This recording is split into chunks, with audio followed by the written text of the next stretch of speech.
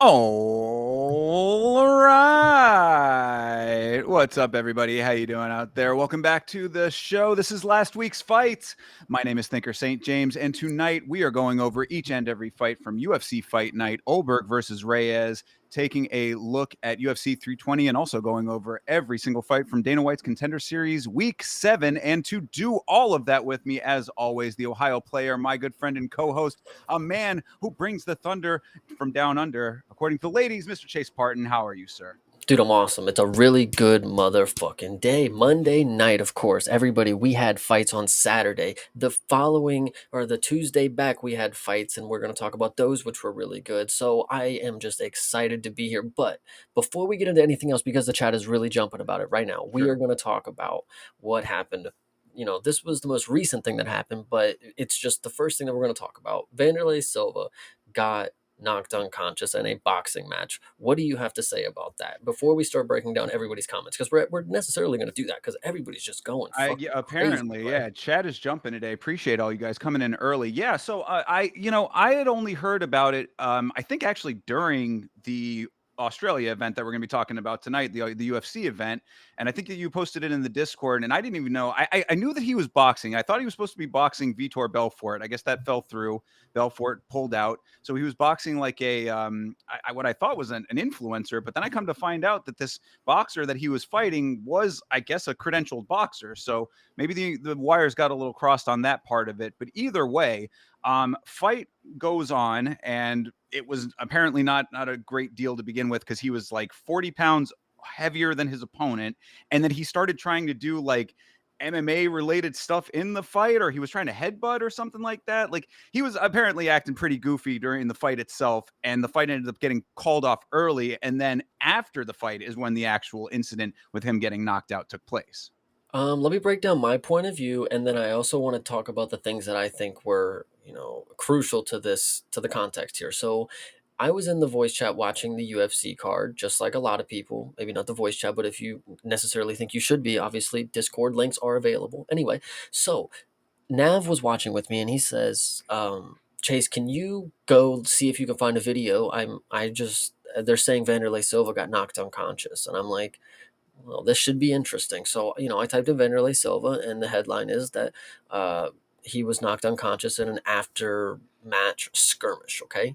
So, anyway, that was brutal. The actual video itself we'll definitely talk about, but it was unfortunately horrible. And so you get more into it and you keep watching, and then you do see that Vanderlei was definitely headbutting this dude. Like, I was like watching, and I was like, oh, maybe well deserved. I mean, like, yo, this is kind of crazy for him to be headbutting him like this. I not well deserved. I didn't obviously mean to insinuate that, but like, yo, he was obviously dirtying it up to begin with. And then when you get, the security guards into it, and the fact that they're fucking throwing punches, like, security is supposed to be just like those shove away kind of deals, like hold people back. Like, there should never be punches thrown like that. Anyway, also, crucial to note that Vanderlei Silva, yes, Big Boar's MMA, the CTE thing that they have been talking about with Vanderlei, that, it is known that he's going through a lot of different things, and another thing, I think Hydra actually mentioned the headbutts. That's actually what I wanted. The three headbutts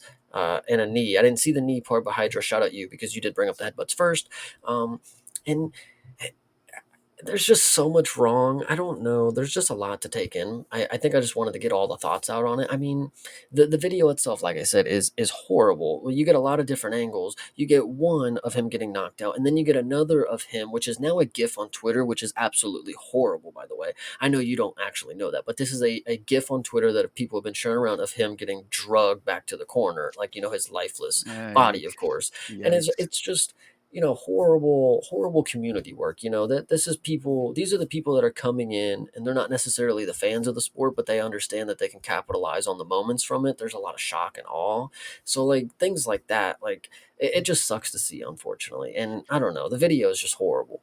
Yeah, I mean, it sounds like, to me, at least based on all of what you're saying and the little I knew about the situation to go into this, is that it was just a lot of bad actors on both sides. Like, obviously, he should not have gotten knocked out, especially after the fight had concluded. I mean, that's an assault charge, basically. Mhm. I mean, there might be some charges coming from that, perhaps. I mean, I think this took place in Brazil, so I don't know what the legalities are there. But either way, I mean, it sounds like there was blame to go around in varying degrees on all sides. Now, as I said, the assault is going to be unwarranted regardless. But if he's going into a fight and he's that much overweight. I mean, he's coming in doing illegal moves during the fight to the point where apparently the fight got called off. Early. I think it was round 3 or 4 or something like that. I think round 4. So if he's fouling his opponent to the point of the fight getting called, and then this happens afterwards, it just sounds like there was like a lot of negativity on both sides of the equation, and perhaps this was just a cursed event that ended really poorly. Yeah, I really, gosh, like, Boars and Hydra, they are really saying everything that needs to be said. I mean, there's just wrong at every stage. These fighters that are older and taking these fights that have, have been in a lot of fights where they take literal brain damage. Like, they should just be able to call it a quits. There should be things set up for them not to have to come back and fight. Like, what were the circumstances that had Silva questioning if he could return if he wanted to? Like, that's unfortunate. When you see people like Chuck Liddell and you see the state, or Matt Hughes, I think is another one. Sure. um, it's like, no way do you think that Forrest Griffin, why would they need to think that they could get back in the cage? Stefan Struve is another good example. I don't know if you guys have seen recent pictures of him. He's even said like his body just doesn't work properly anymore because of fighting. And at that height. Anyway, it just sucks to see. It just sucks to see that they have to get put in the situation that this is the opportunity for them. They should be on to bigger ventures. I'm not saying it's like a evolve or like grow up type of thing, but like at a certain point, I do think turning into the business mogul should be like the turning point. It's, you got to put the fighting down and figure out how to get it on the books. I don't know. That's just my opinion. No, I think that you were right. I do think it's evolved at that point, because I mean, there is only physically so much that your body can withstand as you get older, and really, I mean, the mental aspect of it, bringing up the CTE. I mean, he had already had those kind of rumors circulating that he was already experiencing that. So to put himself back into a combat situation with potential CTE damage already, I mean, you're asking. I mean, like, so this reminds me a little bit of a movie called Any Given Sunday. I don't know if you ever heard of this movie, Oliver Stone film from the early 2000s, but really, Is this a fighting movie or is no, it? Okay. it's actually about football. Oh, But really good. It's actually really a great movie about sports in general, and about like the business and back end of sports. Very well made. Highly recommend this film. But there's a scene in it where there's a character who's a football player who he's got to make a certain amount of tackles in order to get like his bonus. $1 million bonus is on the line, but he's also experiencing like CTE like symptoms, and and they're basically saying like, one good hit can change your, you could be paralyzed for life if you get hit a certain way. And he's pushing through all of that kind of stuff or whatever, and it's like, that's an extreme example of it in a completely different sport. But you got to think that the translation is something like that with combat sports, where the whole intent is to injure your opponent and be injured in return. That you really have to have self-preservation in mind with these kinds of things, and some of these fighters just, they can't break out of that mold. They have to evolve. It's you, unfortunate.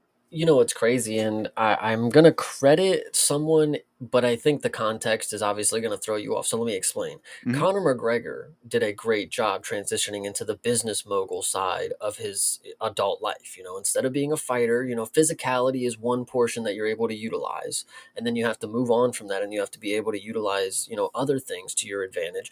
Conor was able to transition well, but obviously after he went through the traumatic fucking injuries type of thing. It's not after, he was doing it before, but that just happened in the midst of it. So it is kind of an exception outlier situation. But there's just no reason that I should see in the chat that Frankie Edgar's got to fight in BKFC after all those KOs he's received. Like, it just genuinely should not happen. Seriously. Yeah, no, I agree. I mean, yeah, Connor might be a little bit of an outlier due to the amount of money that he was able to work with, but Yes. you're not wrong though. I mean, like, having this is, you want to take this deeper. This goes back to why I'm such an advocate for there being a fighters union, because it's really like, I mean, in the moment, in the negotiations, fight over fight, yeah, you can make a case that, that's not as important, perhaps. I mean, I still think it is personally. I think the fighters need to be paid what they're worth for every fight. But really, my biggest thing is exactly this: it's post career support, because a lot of these guys have no safety net in place for when their career is over, whether they deem their career over or not. And that's the biggest problem, is a lot of these guys cannot accept they either cannot accept it, or they do not have a plan for it. And either which way, that's a setting yourself up for exactly this kind of a situation. Now, I mean, we're taking this thing kind of in a different direction. Obviously, had Vanderlei just fought this fight normally and everything went down as it Or were. or just not taking the fight at all and have had the things set in place. Dude, this dude's had a career for like 20 years. You're telling me he did not have the opportunity to make, more with his investments, Right. Well, make and more that's with what he yeah. had, And so that's my point, is that it's like, yeah, I mean, we're kind of taking it three steps, but if you take it back those two, it's like he didn't have to be in the situation to yeah. begin with, and all of this could have been avoided. Then there's layers on top of that. So yeah, I mean, really, I think that's one of the biggest reasons that there needs to be representation of these fighters, is for their own benefit. I mean, and also for talk about the medical side of things with the insurance and stuff like that. It's not just for insurance in like a day-to-day capacity. It's exactly for this as well. It's post-fight medical coverage, so that in case things like this, as far as their mental state goes, that they're covered for these types of things. And a lot of times these guys, especially if they weren't so great managing their money earlier in their career, sometimes they feel like they have to fight, and then they're in that big, dangerous situation where it's like, on the one hand, I kind of have to fight to survive. On the other hand, I'm risking every inch of my life by doing it. And Mhm. that's a very dangerous position to be in. So, it goes both ways. It really cuts both ways on why I think that representation is so important for these guys, to hopefully keep some of these dudes out of the situation that Vanderlei finds himself in. 100%. So yeah, I think that was a good one to start on, since everybody in the chat seemed to have an opinion. If you have anything left to say, go ahead, say it now. But we are going to move on. So everybody, Absolutely. appreciate you for the engagement there. Yes, most indeed. Thank you all for being here early. Much appreciated to all of you guys. Yeah, I mean, we can lighten the mood up with some actual, fights that are supposed to happen in the way that they're supposed to go We're down. not going to be lighting much mood here with these ones, but Well, yeah, I mean, at least the contender series that we'll start off with was pretty okay, decent. yeah, we'll go Let's back. see. There we go. There we go. We'll Okay. save the negativity for the main event of all of this reviewing. But yeah, let's take a look at week 7 of the contender series. This was yeah, in week 7 we saw 5 fights, and we had a couple of decent ones here. Starting it off was Rafael Tobias versus Jair de Oliveira. And this was a pretty quick and easy one. I mean, not super fast. There was actually a little bit of back and forth to this one, but Tobias ended up getting a nice sub out of the deal. Yeah, I'm trying to remember exactly what this was. I mean, obviously, I think well, what I thought was impressive was, if you look at the way that De Oliveira was built, I was thinking, right off the bat, no way is he getting subbed. No way. Look at his neck. He doesn't even have one. There's no way you're getting underneath that. I mean, people with these stocky build like this, it's not a joke. I mean, it is, but it's not. They do not get subbed as often as people who have long, lanky necks. And so I was thinking, there's no way you're going to go ahead and get the RNC on this dude. And what happens is Tobias, which is a weird way to say Tobias, but Yeah, I agree. especially because it's not an E, it's an O. I don't know. Anyway, shout out Tobias. He got the sub, and I did not think he was going to specifically get that one. So he's kind of proven me wrong. So Yeah, well, I mean, De Oliveira definitely is like he's in that Torres Finney kind of camp, where he's a little bit of a shorter, stockier guy for a bigger weight class. Tobias was like massive though. Like this dude was pretty good size for light heavyweight. Now that I'm thinking about it, he kind of reminds me of, if you think about Julius Walker, about, he's a little goofier and he looked not as great in his last performance, but I think Tobias is a little similar to Julius Walker. I think we could see a little bit of similarities out of him. Yeah, definitely in build for sure. But I mean, you look at the two of them side by side, and the differences were very glaring.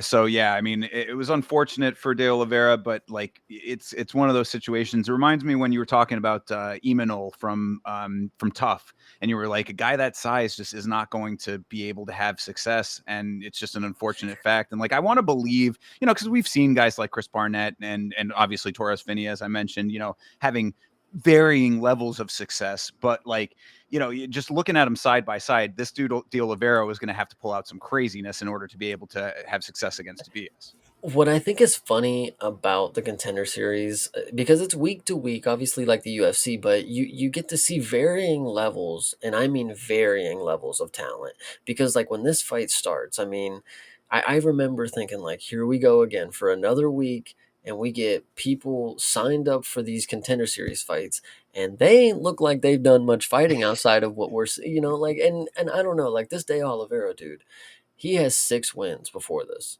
Right. But when he came in here, I instantly had no faith that he was going to ever win a bout. Like, that's just not what I should be. Like, it should be two people that are like, we don't know who they are, but there's a reason we should. It's like De Oliveira.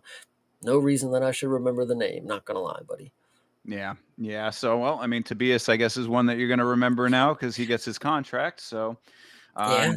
good win. And, for a first rounder, a lot of first rounders on this one, only one real, dog fight on this week. So I guess we can move on to the next one. Yeah. All right. Next up was Justice Torres versus Javier Reyes. Reyes is the Colombian, Justice Torres, the American here. And I was rooting for Mr. Justice, but it did not go his way. Are you kidding me? You rooted for Justice when you saw the Colombian caveman walk out? Did you not think this dude looked like Mictebek? Like this was Colombia's Mictebek. When I saw him, I mean, I instantly knew that he was winning. Like there's no fucking way. And he actually look at his record compared to a lot of people in the Contender Series too. We made a point of that in the Discord. It's like 22-5 going into the Contender Series is like you're super. That's super. Whatever. Green, not Seasons, green. yeah. Yeah, seasoned. Yeah. That's wild. I didn't even pick up on that. But yeah, 22-5 is his current record now after the win. And geez, that is a lot of experience. And it's a lot of losses coming in here. But yeah, look, dude, big boars. I know 22-5 coming into Contender Series is crazy. 5 losses is a lot, but the experience enough should let him beat people that are just coming into the sport kind of deal. And yeah, 12-4 is not necessarily horrible. Like it's not like if they threw him up against somebody who's 4-0, like some of the times we fucking see. But this one was so. I'm telling you, when he walked out, you see it in the facial structure. Sometimes you just know they are going to win fights. And I hate to say it to you, like this dude is going to be a menace. Like, love it. Picked him right up out of the rainforest, put him right in there. No, Appreciate it, they man. him out probably. I think he was from a long lost time. So Oh yeah, okay, yeah, they thought him. Yeah, yes. absolutely. They had to chip him away from the ice block. Well, we got heat dryers now these days. True. Yes, they were out there with the hair blower for sure. Yes. Very nice Extension win cord is for him. up. Yeah, absolutely. But yeah, good win, good solid win, good solid knockout. So, good deal there. I wanted to double check before we move on. So Yeah. he's actually 31 years old. And now, when you get to the Contender Series, you do sometimes get a mixed bag of ages and variety of the professional bouts that they've had in their career, like at their age. Like Nalo, you've seen him. He's older and he's just now starting his career. Javier, we don't necessarily know. I didn't double check when he started this, but at 31, there's a little more time to have like hope for a bigger ceiling. He obviously went in here and starched his opponent, but if he doesn't look necessarily impressive against his first UFC level opponent, I still think there's room to improve and get better at age 31. It's not like, ooh, write him off. Like if Wellmaker, what was he, like 30? How old was Wellmaker? Did we confirm 30 fucking? I think he's 31 as well, is he not? Okay. I think Well, so. people want to joke that he's old. Larone is maybe a better example, I guess, because he's a little older and he's not a prospect anymore. But once he loses and they figure it out, it's like, eesh, what's you got to actually figure it out kind of deal. It's not like just get better. We've already seen the finished product. I think Javier might have a little more time on his hand, especially coming in with this experience. Yeah, I was gonna say 22 wins would certainly lend itself to that, and obviously, if he's still resilient after the losses, then nothing to say that he shouldn't be able to bounce back. Yeah, it really, this is all about the matchmaking after the Contender Series, as always. So we'll see what 100%. what they want to match him up with, and style wise, we'll see what he can do. So good Yeah. deal though.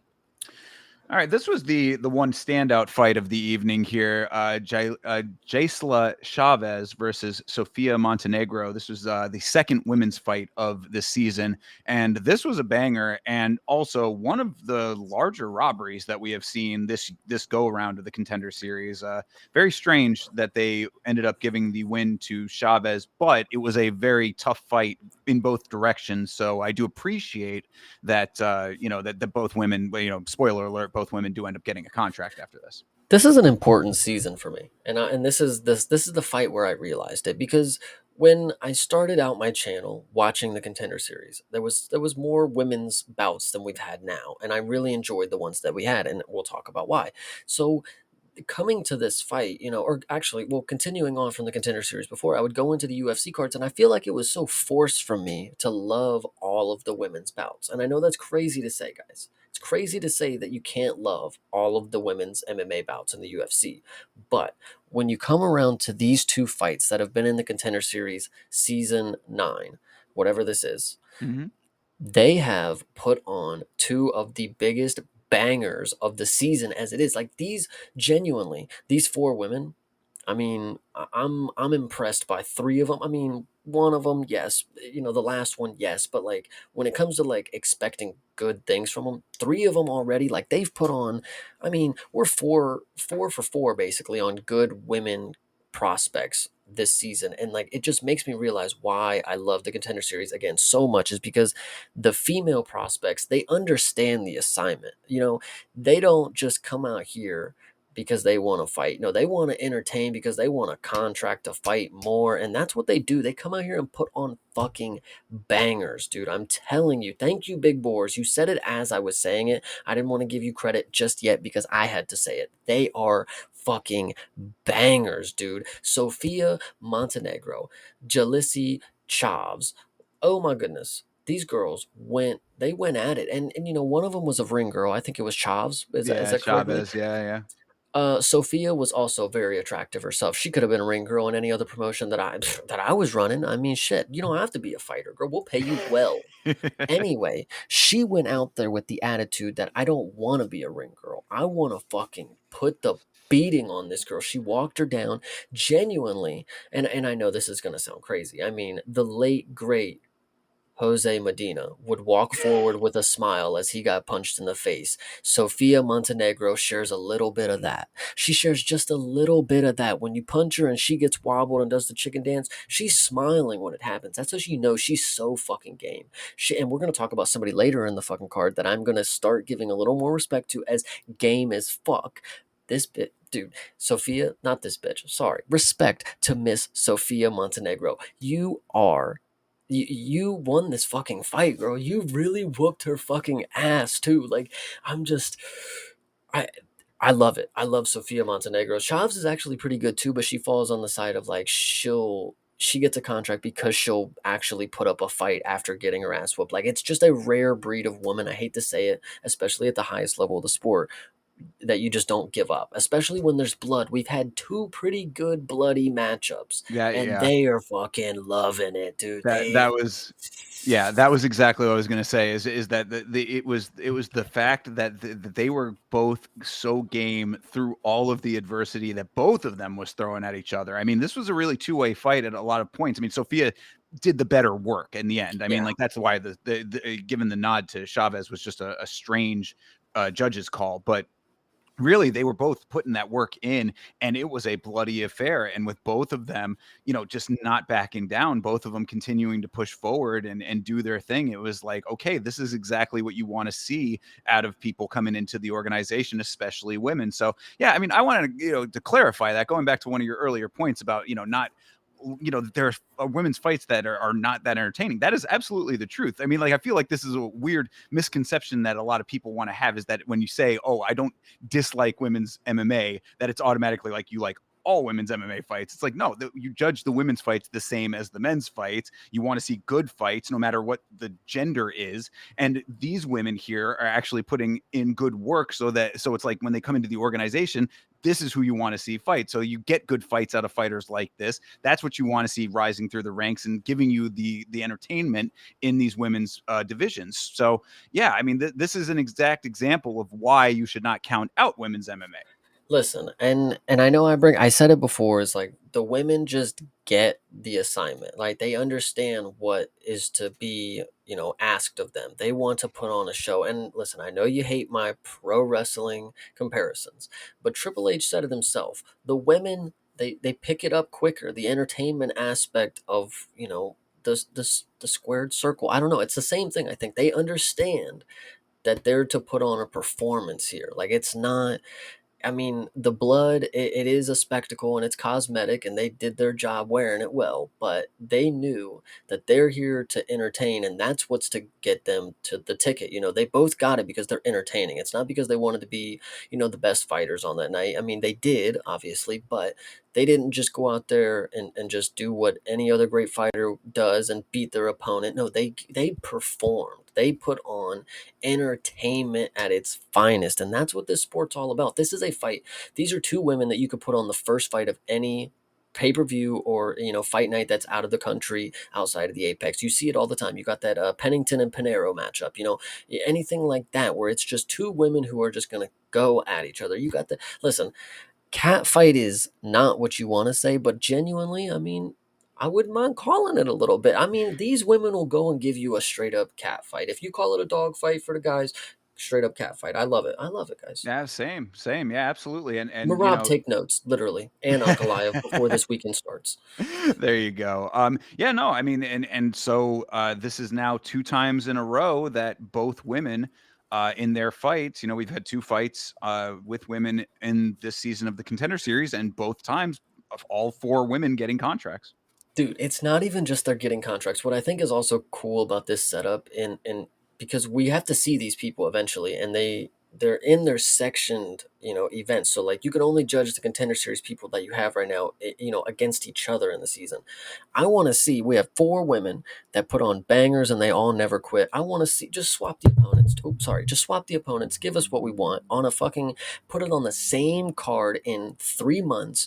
Match up Sophia with fucking I don't remember her name, but then Chelsea, no, Chanel, and then you match up the other one with the other one. I don't care what the names are. You guys know what I mean, but I need to see this fight. I need to see both of them on the same night because genuinely they understand the assignment. Yeah, and really, I mean, in a broader sense, women like this coming into the sport is Or what's why I going. love it. Yeah, well, definitely that, and also that it's what's going to stop the negative connotation with women's fights in general. Like all of the, because I see Hydra here, and this was definitely a funny joke, but this is like legitimately what some people think. He says, women's fights are, when am I supposed to get my food and go to the bathroom if if women's fights start getting good or whatever? And it's like that's what a lot of people do say, though. They do, and there are legitimately people who think like that, and so it's like these are the type of fighters that are going to change that perception. It's like if you see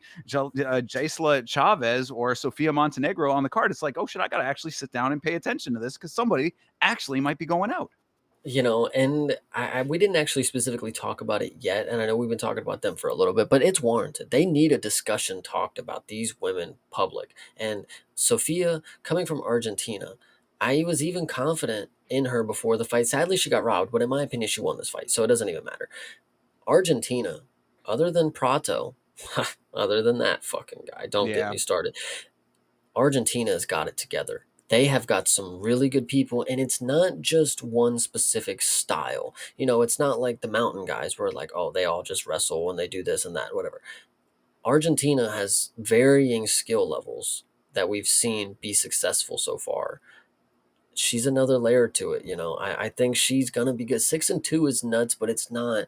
When you look at somebody like Carly Judice, the one loss isn't warranted, or whatever it is, and her record or two losses, whatever it is. But like something like this is the real ballers are gonna know when she comes up against somebody like fucking when Laura Murphy steps out of retirement. Give me Sofia Montenegro. I mean, I bring up my girl Sam Hughes all the time as a woman who defies her record, and I mean, 6-2 is not that bad in general. I would say I don't think it's that crazy work, but like still, yeah. I mean, a couple losses coming into the organization, you do notice it, I guess. But I mean, that's what I'm saying. Like with women like this, it's like you go out there and put on the banger performance, and the record goes out the window. And I couldn't agree more about Argentina as well. They're definitely next up. Continue pumping out Argentinian fighters, and we will continue seeing bangers. I don't know if you're into a little side conversation here, but I wanted to bring it up because it was something we discussed in the Discord. We were talking about places that the UFC needs to go, and I really said Argentina really needs a UFC card. I, I I would genuinely agree. believe it.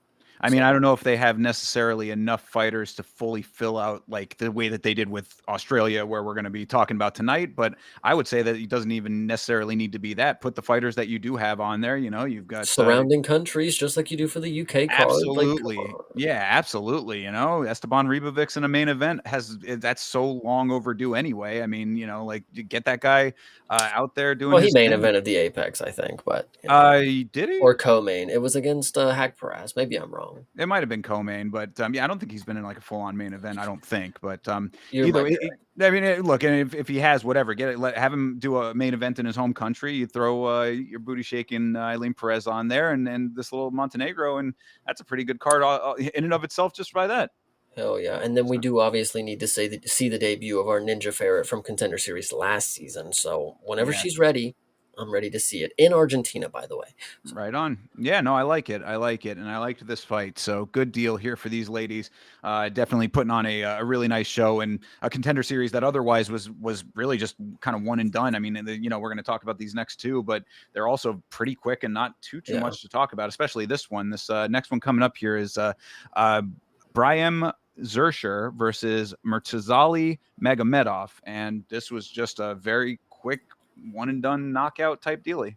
I think what I just want to talk about, it's quite funny, I think. So when you watch this fight, the commentary will let you know. And we were talking about it before in the Discord because we break down all the information. Everybody, the MMA Hive is the place to be for all the information. Anyway, we break it down, and they were saying that Zurcher trained in Habib's gym Yes. way before, and I didn't understand it because I'm like, this dude's Mexican, like that that The doesn't add the up. the first Mexican to train with Habib, apparently. And I would like to note after this performance, the last Mexican will be in Habib's gym because genuinely looked like shit. Like, I mean, I know you can't judge it too much. I mean, but like Habib put his boy up against a Magomedov. Like that was the true test. He's like, I'm giving it to you. This is your way to prove it. And he genuinely just couldn't get dude knocked out by a Magomedov. It's like, hey, could it be any worse on the visual? Like when you see Magomedov, it's like, oh, he's gonna choke him out. But then you get starched by him on the feet. It's like you had one job. Like And I said, I mean, knocked out by a Magomedov as a Mexican. I mean, that's what I was saying on the watch along. I'm like, oh, even going into the fight, I'm like, oh, Mexican chin. We're gonna see the test of the Latino Mexican. chin. Yeah, bro. Not here, not for Zersher. Good lord.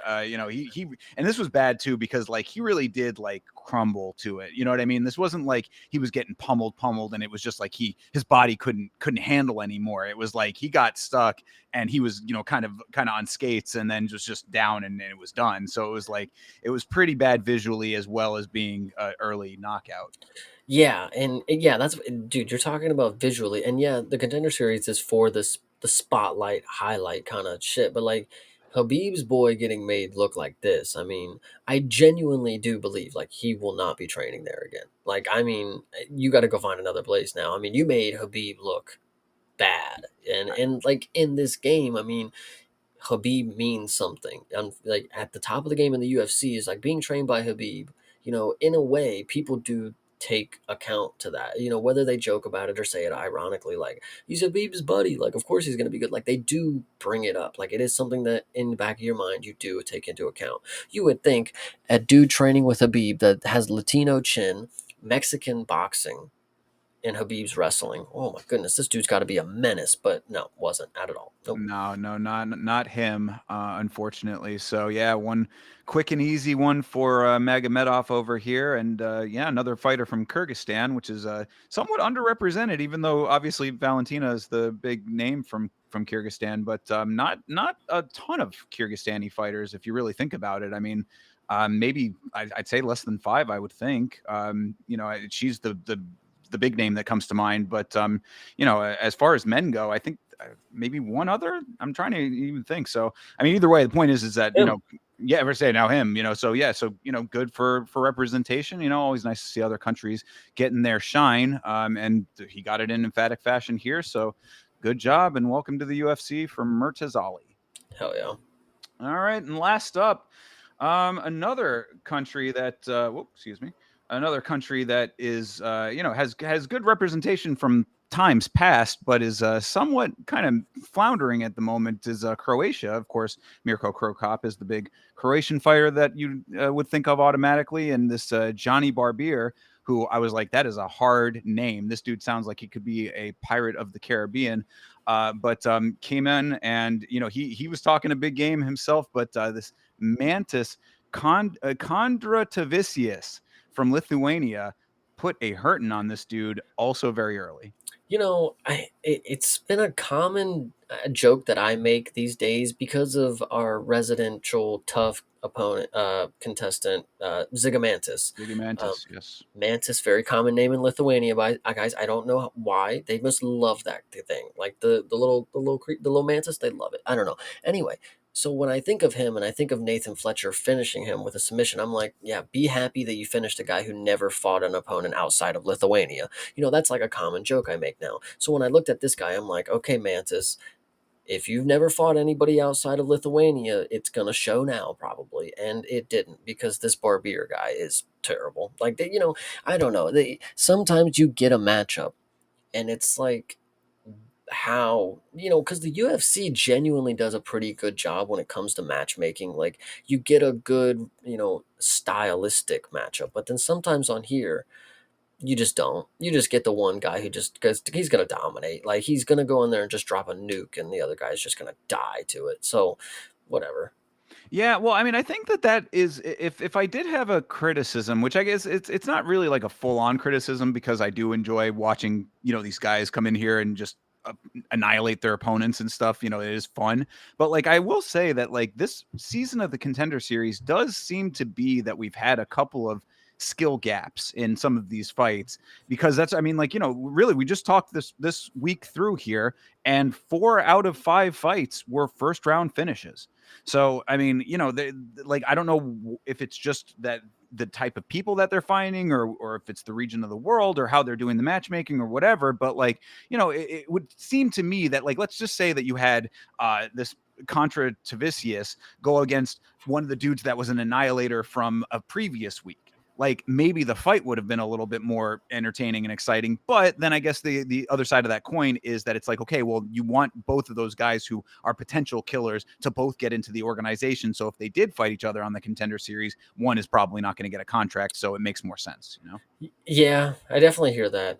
Yeah, So I don't know. yeah, I mean, it's really just you kind of feel however you want to feel about it. Like I don't mind because it's like yeah, we come in, we have a nice quick week of chatting and enjoying the fights when we're doing the watch along, and they go quick, and then we just kind of go about our business. But as far as like keeping the Contender Series fresh, I guess maybe there might be something to think about there. But also the other thing too is it's just that at any given time, the best fighters might already be in the organization, and other guys who are becoming UFC caliber might not be there yet. So it's still always an evolution in this sport. I think we're maybe close, and I know we're talking about the skill gap that we see in some of these matchups, most majority of these matchups actually this season, but I think we're actually close to more Contender Series. I think we are on the verge of getting a second season of Contender Series throughout the year. We get a summer I think we're due for a winter version of the Contender series. And if that's not true, then maybe I think it's possibly going to be like a new version of Road to the UFC. It's going to be like Road to the UFC South America kind of deal. So Could be. I mean, we've talked about it a couple of times, but the organization is scaling back the number of events that we're going to be getting next year with the Paramount Plus deal. So it'll be interesting to see what the other offerings are, because what we have seen as far as MMA goes is not all that much. We've seen that we're going to get 44 events for mixed martial arts. We're going to be getting a bunch of TKO boxing and power slap, neither of which I care personally about. So as far as mixed martial arts specifically goes, it would be nice for them to kind of make it a little bit more robust of an offering. And we still don't have confirmation that the Contender series and Tough are even going to be on Paramount Plus. That's kind of a little up in the air still, and I'm really, really hoping that they don't pull a fast one on us and put it on another service. But I I think you're too worried. I think the thing that I was actually going to make a point, and I think it's just going to be to even confirm that it's all going to be on Paramount Plus. Because if you look back earlier, I think it was last summer ish is when it dropped. There was a Dana White docu series type of thing. It was released on Roku TV, and it was like a 5-part mini series that had a lot of backstage access of a lot of things going on, and it was only one season and there was nothing else, and they said they're not doing any more after everybody loved it. Well, here we are with a new deal on Paramount. We're going to have probably have Contender series on the road to the UFC, the BJJ stuff, everything related to the UFC that Fight Pass would most likely would have. And then I think we're gonna get more opportunities for more Dana White exclusive TV shows, and all these other things in the mixed bag of the UFC. I mean, there's too many things to profit on, and they see from their partner brand in the WWE just how much money can be made off of so many different things. And I think they're only going to streamline more and more content well, with the UFC, yeah, no, see that part does. embedded and stuff on. Though, yeah, I mean, it's really where it's going to live is well. I'm curious. What I I'm think it's concerned all going to about. be on Paramount. That's I what I'm hope so. saying. I mean, I would think so. $7.7 billion. You'd think that they'd want to be getting their money's worth out of that contract that they signed. I mean, granted, that's over many years, but still, that's a lot of money to be spending on 44 events per year. So I would think that they're going to be filling it out with some more stuff in boxing, and they're going to find very quickly, I believe, that the TKO boxing is not going to draw the eyes. I Well, don't think people are going to watch it. what I think it was is I think ESPN was like, we're not going to do your shitty show. If you find somebody that'll do it for you, you can do whatever you want. And they were like, okay, fine, we'll go find somebody. Because Roku TV, I even at the time was like, why the fuck would you put it here? Who is going on Roku TV to watch the UFC show? And apparently everybody did.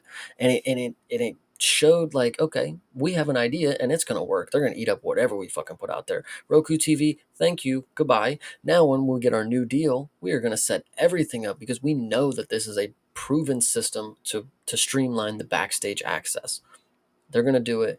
Dana White, the deal that he signed with Paramount is obviously going to be the most creative control that he's going to continue to have with the UFC and what they put on this streaming service.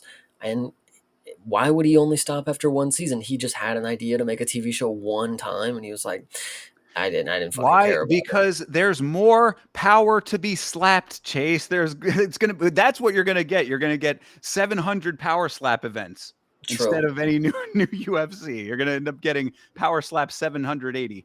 Yeah, I agree, but I genuinely think we're gonna get a lot more content streamlined to us. That's gonna be backstage access and embedded vlog type deals. And the UFC is just gonna rake in dough because this deal with Paramount's gonna take over. I think. All right. Well, from your mouth to God and Dana White's ears, I suppose we will find out You in mean only. just Dana White's ears Yeah, then? exactly. Yeah, definitely, definitely. So, what we will find out come January. So only a couple months away. But that all being said, aside, we went through all of season 9, week 7. So, another good week of fights, and we've got more tomorrow night. So, I'm excited for him. yeah, same here. Let's move on over to the fight night. This was UFC Fight Night. Ulberg versus Reyes. This took place at the RAC Arena in Perth, Australia. And Chase, before we go into it, what did you think of this event? Going into the event, I thought these are a lot of fights and a lot of people I don't know. And we even had more fights if you want to talk about the ones that were canceled, both of the Taffa brothers and then some other randoms. But either way, Yeah. going into the fights, Mhm. didn't think this was going to be the greatest. So we'll leave it at that for now. Yeah, I mean, we talked about it last week when we did our predictions and stuff, and we had said that on paper this was not the greatest. And yeah, I guess we can just leave it there because I'm sure that our reviews will be giving away the rest of our feelings about it. But as you did mention, a couple of fights dropped off, including both of the Taffa brothers. It started off, I think, as 16 fights. It was going to be one of the larger fight cards in UFC history. Actually, I think it was tied for the largest, and went down to 12. So 4 fights did end up dropping off, and after watching through all of these, I think that was more than okay. Two noticeable things. We had, what did you say, 3 fights drop off, 4 fights? 4 fights, yeah. The time did not change. We still started at 7 and ended at around midnight, which is weird because normally when we lose fights, you would think that they would adjust for the time slots, but Mhm. no adjustments needed for this one. Yeah, it's almost like they pad it out because of advertising. It's almost like they just fucking knew it. Anyway, yeah. Anyway, to note, this arena had nobody in it apparently. The crowd was, and you know what's crazy is because that Shaw dude, right? Is that his David Shaw or something like that? The Oh, TKO. yeah, the rules and regulations guy. So I don't think that's what. Maybe we're not Is talking he? about the right guy then. He's like the TKO ambassador. He's talking now instead of Dana because Dana's not traveling. He Uh, always talks after. But yeah, I anyway, think I think that's like he's the regulatory guy at there. That's what I thought he was anyway. Anyway, so he goes on there and he's talking about, yeah, we're definitely planning more Australia cards because this is the market. Like this was after the card, and I'm like thinking like, yo, I just watched the whole UFC card and I didn't have one shot where I saw thousands of people like in the stands. So Yeah, no, I'm glad you brought that up though, because that was a meme that was going around for a while. Not a meme, but just a graphic that was going around that apparently ticket sales were not great to this. They dropped prices dramatically. I think that you could get tickets to pretty decent ones for like $100 Australian. So that's yeah. I mean, I don't know what the final gate was, but I mean, you can say it's Perth, Western Australia. It's not exactly like a booming population to begin with.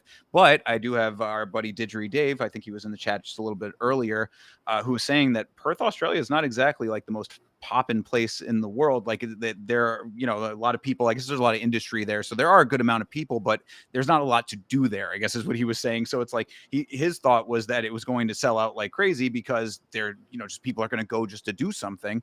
I don't know if that was necessarily the case, and the crowd shots did not lend themselves to that, which we did not get a lot of crowd shots for that exact reason. I think.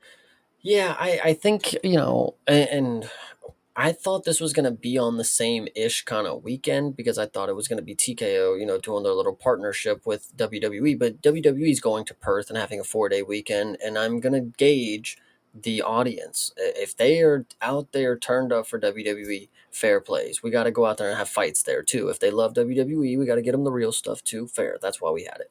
But if the crowd there for WWE is also lackluster, I'm questioning who's in attendance here. Where are they at? Are they just watching from their home while it's in, like, I don't know. So I mean, it could also be the fact that they have a deal with Australia in general, the Australian Combat Sports Commission or the Game Board or whatever, like to bring X amount of events to the country. So they have the major cities that they're going to hit. That's why I forget which fighter said it, but one of the fighters was saying that they need to go back to Melbourne, and because I guess they haven't done an event in Melbourne for a while. It's like, yeah, I mean, that would make sense because if you're going to do Sydney and you're going to do Perth and you're going to do Adelaide, then Melbourne would make sense as well. So perhaps that'll end up happening. But I do think that you get like X amount of events in the country, and you just pick where you put them, and that might have been part of the reason as well. what I think is also key to note, and this is probably to do with attendance, I definitely credit a lot of the decisions that we had on this card to this fact that this card was on the U.S. time.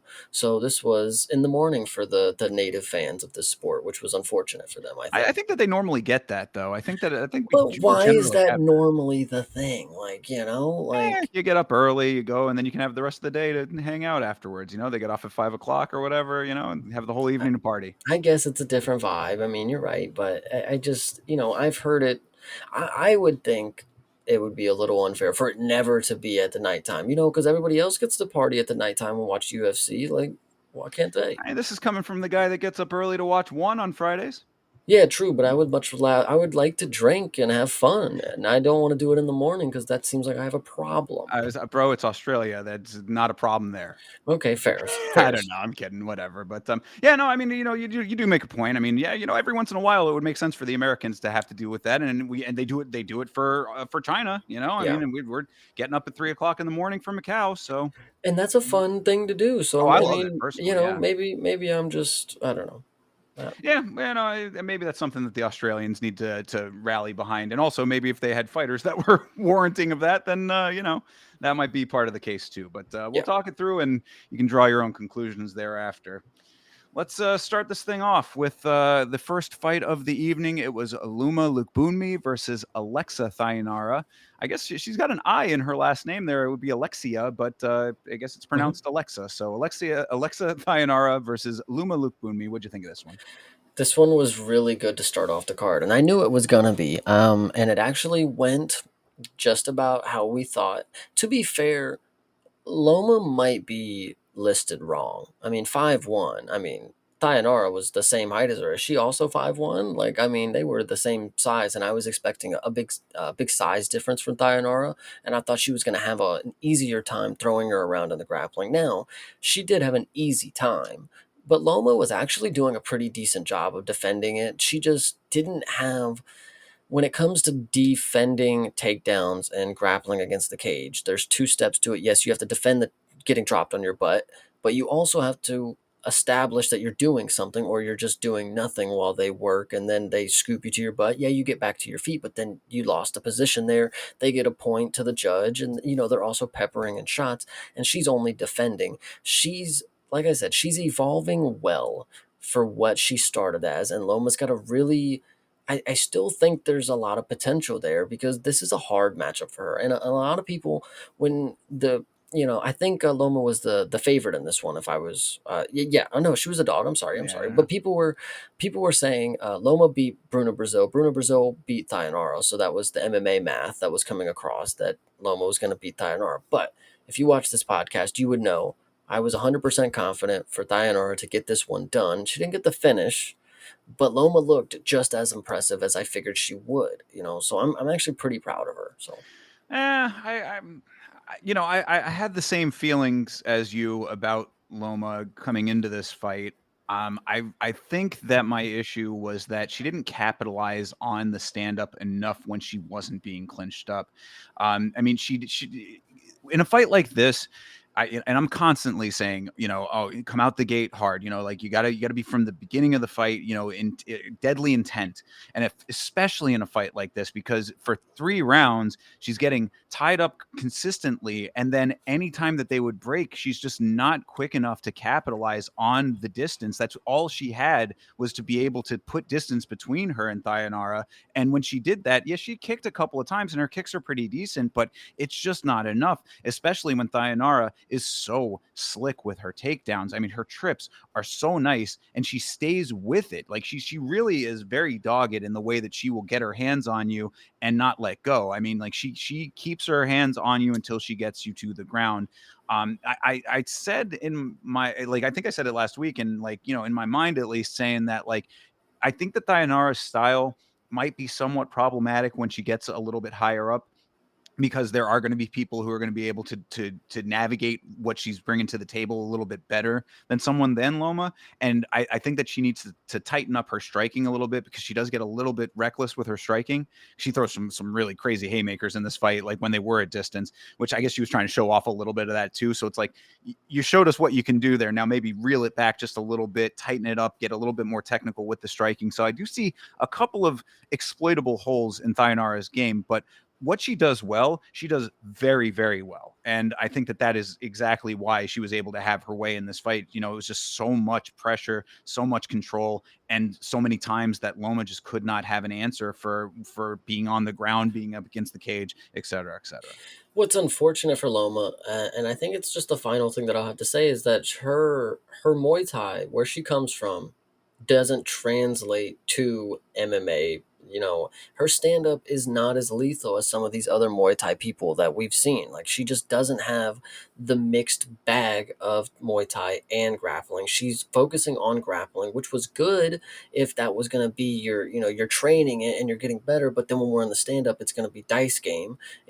She's just a little less striking than you would really expect a Muay Thai person from Thailand. Like, you're like, when you go into this fight, you're looking at it, you're like, okay, Loma from Thailand, okay, Muay Thai, awesome on the feet, but don't let her get down because she ain't getting up, type of deal. She didn't have it in the striking, not one bit, but she also was getting up from the wrestling. She was just on the opposite spectrum of what you expect her to be and what she needs to be. I mean, like, where the striking needs to be. Thayanara was looking gassed after the first round. Like, she was looking a little weathered. Like, the striking was getting sloppy. The takedowns were getting larger distances. Were getting advances from Tainara in the takedowns. I think Loma, I don't know. Like I said, I think the ceiling and the potential is still there, but like, she's just got to put it together better because the striking needs to be there, and then you also need to be able to get her from the takedowns. Don't flip flop on the skill set that you have. Rely on the Muay Thai, and then continue to work on the wrestling, but only use that when you got to. The slickness of the Muay Thai has to come back. I'm telling you. Yeah, and for a Muay Thai fighter, she needs to teep for Mm, fuck's sake. I mean, that was like one of the things that I was seeing early was I'm like, you are not creating any distance for yourself. That was a big problem. It's not always about having to get away and then break for distance. It's about keeping distance to start. And that was what I thought was severely lacking because if she had been teeping, at least just to put him out there, just to push kick her a little bit away, just to give her a little bit of space to work with, a little bit of space to think, then there might have been some differences here. But it's just, like you're saying, I think that the Muay Thai is like, it's effective if it's mixed in with a better bag of tricks that she just does not currently possess. And the inherent base of the Muay Thai wasn't as effective like in and of itself. So like, there's just a couple of things that, she could do that might give her a little bit of an edge, but I think that it's a bigger evolution that needs to happen, especially when there are so many fighters. I mean, Alexia is a better version of it, but I mean, you see the female Brazilian grappler. Like that's an archetype of this sport. mhm. So it's like, you don't think that Loma's going to run into 7 more of those before the end of her career. It's like she's got to be prepared for this. Yeah, 100%.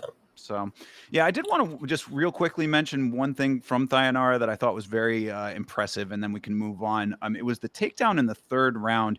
She had Loma clinched on the cage and was grabbing Loma on her side with like one leg between Loma's two legs. And then she jumps off of her free leg, puts that onto the cage, pushes off of the cage, and uses her body weight to take Loma down and turn her to the side in order to get control on top. And I was like, that is an extremely creative move and very impressive to be able to pull off. But that's a good example of what I was talking about things that like might be a little bit dangerous as she works her way up the ladder. So I said that Thayanara is strong. She definitely is definitely strong base, strong legs. She's strong. She's creative. She's slightly reckless. And so I think that a little bit of tightening up would help her in the big picture. But as of right now, I'm like, what's not to like? Maybe aside from the dancing to the cage. I think a lot of people don't like that. No, I love that. What I love most is that she's on an 11 fight win streak. So, I can't not like that, I suppose. So hell yeah, yeah. good deal. All right, let's move on here. The newcomers, Brando Perisic versus Alicia. I think it was or It's Elisha. Elijah. Elisha No, Ellison. it's Elijah. It's just, Elijah. yeah, Is it's it just spelled Elijah. Alicia? All right, Yes, I don't know. Brando Perisic versus Elisha Ellison. Quite a promo package for these two leading into this fight. I don't know if you caught any of that, but It Perisic. was just Contender Series. It was Yeah, really, yeah, literally very much like that. It's true, because I think that they were supposed to fight on the Contender Series, so I think that they just literally ported over their promo packages. nice. But yeah, so Perisic, has a somewhat normal tale. He was talking about how he was living in his car for a while. He's sacrificing a lot to be in the sport, and then Ellison comes out with, "I was born before." When I was born, my dad was already serving a life sentence for murder, and I also got kicked off of the police force. Nice. I Don't know if didn't you catch noticed any of these that. things, but yes, it was like I was sitting there listening, and I'm like, "What? Wait a second. And Yeah, like, I was like, yeah. oh, okay. So yeah. So Ellison with an interesting backstory. Unfortunately, I don't know if we're going to be seeing much more of him, considering that Perisic went out there and did the damn thing. Dude, he's actually pretty solid. And I'm gonna make a comparison, and it's not in a bad way. And I want you guys to go back to a time where we had a heavyweight prospect who was 6'7", and we thought he was gonna be the man, and he had a fight against, the guy who gets the most knockouts in UFC history. I think this guy is very similar to our boy Taliesin Teixeira. He is a 6 foot something beast who throws kicks. I mean, you can't ask for much more. He doesn't just throw 1, 2 bombs. He actually has good combinations. He mixes in kicks and does look like he has power to knock you out. So love to see it. Well, so yeah, I mean, I guess the logical next step would be to ask, I mean, we saw Teixeira have some problems. I mean, again, he definitely got bombed by Lewis, so I guess it's not That was an exactly early stoppage, dude. and a cage climb as well as we talked about on the bruised review. But I mean, I guess my question at least would be that it's like, yeah, he's a heavyweight who can bomb, he throws some kicks. What's the ground game going to be like? But I will say that when Ellison tried to level change, because I gave Ellison a little bit of credit here. He got hurt early and had the wherewithal to know that it was time to level change. He had good instincts, I would say, realizing that he was in danger and getting towards an evasion. But to Perisic's credit, he stayed with it. I mean, he stayed composed. He was super composed in this fight. I thought Ellison looked a little bit jittery coming out. Newcomer jitters, perhaps, especially on a big stage, not in the apex. But yeah, Perisic just really composed, stayed aggressive, driving towards the finish, and found it on the ground. I was like, I thought that this was a very nice performance overall. No, I did too. I actually think for as much shit as I was talking about these two, decent prospect in Brando, I think. Yeah, and I mean the other, I guess, thing that you could say is that Ellison is definitely an undersized heavyweight. He's a much shorter guy, but I mean Brando, like you said, is very huge. So it's like even if he was a little, the height difference is always going to be there, even if he was a bigger guy. But regardless of that, Ellison's still a smaller guy. So we're gonna have to see what Brando can do against somebody who's a little bit more built and a little bit taller. But overall, I mean, I think that there's probably some good things to come for him based on what I saw. It's just going to be a matter of the physicality and the gas tank. See if he can last past the first round, but he didn't have to here, so we'll find out later on down the road. 100%. Yeah, good deal, good deal. Also, he looks a little bit like my boy Gustavo, so shout out to Gustavo. Okay, Gustavo. Nice. Yeah, supporter of the Gamma channel. Always appreciate you, I homie. agree with Hydra as well. If your name is Alicia and you get knocked out, I mean, you should not be surprised. But anyway, continue on. Fair assessment as well. Well, speaking of ladies' names, I suppose this is Michelle Montague versus Luana Carolina. This is Montague, who is the first female New Zealander in the UFC. So a little history in that. Also, Montague's nickname is the Wild One, and she walks out to the Wild One by Susie Quattro, which is a great song, and Susie Quattro rules. So I already liked her from the second that I saw her in this event.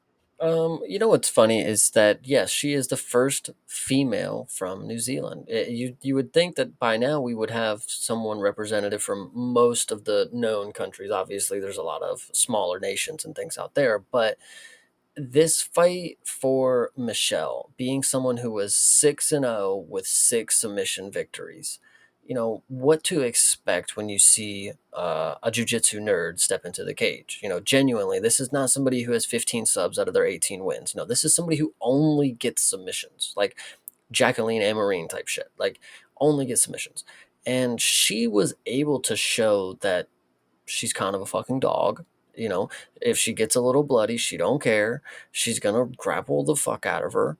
And, I thought it was a decent performance. I mean, normal woman kind of boring stuff going on in the striking, but like other than that, like Montague definitely looks like a pretty decent prospect as well. No, I agree. I mean, I thought that she looked really good. I thought that her forward pressure early was really good.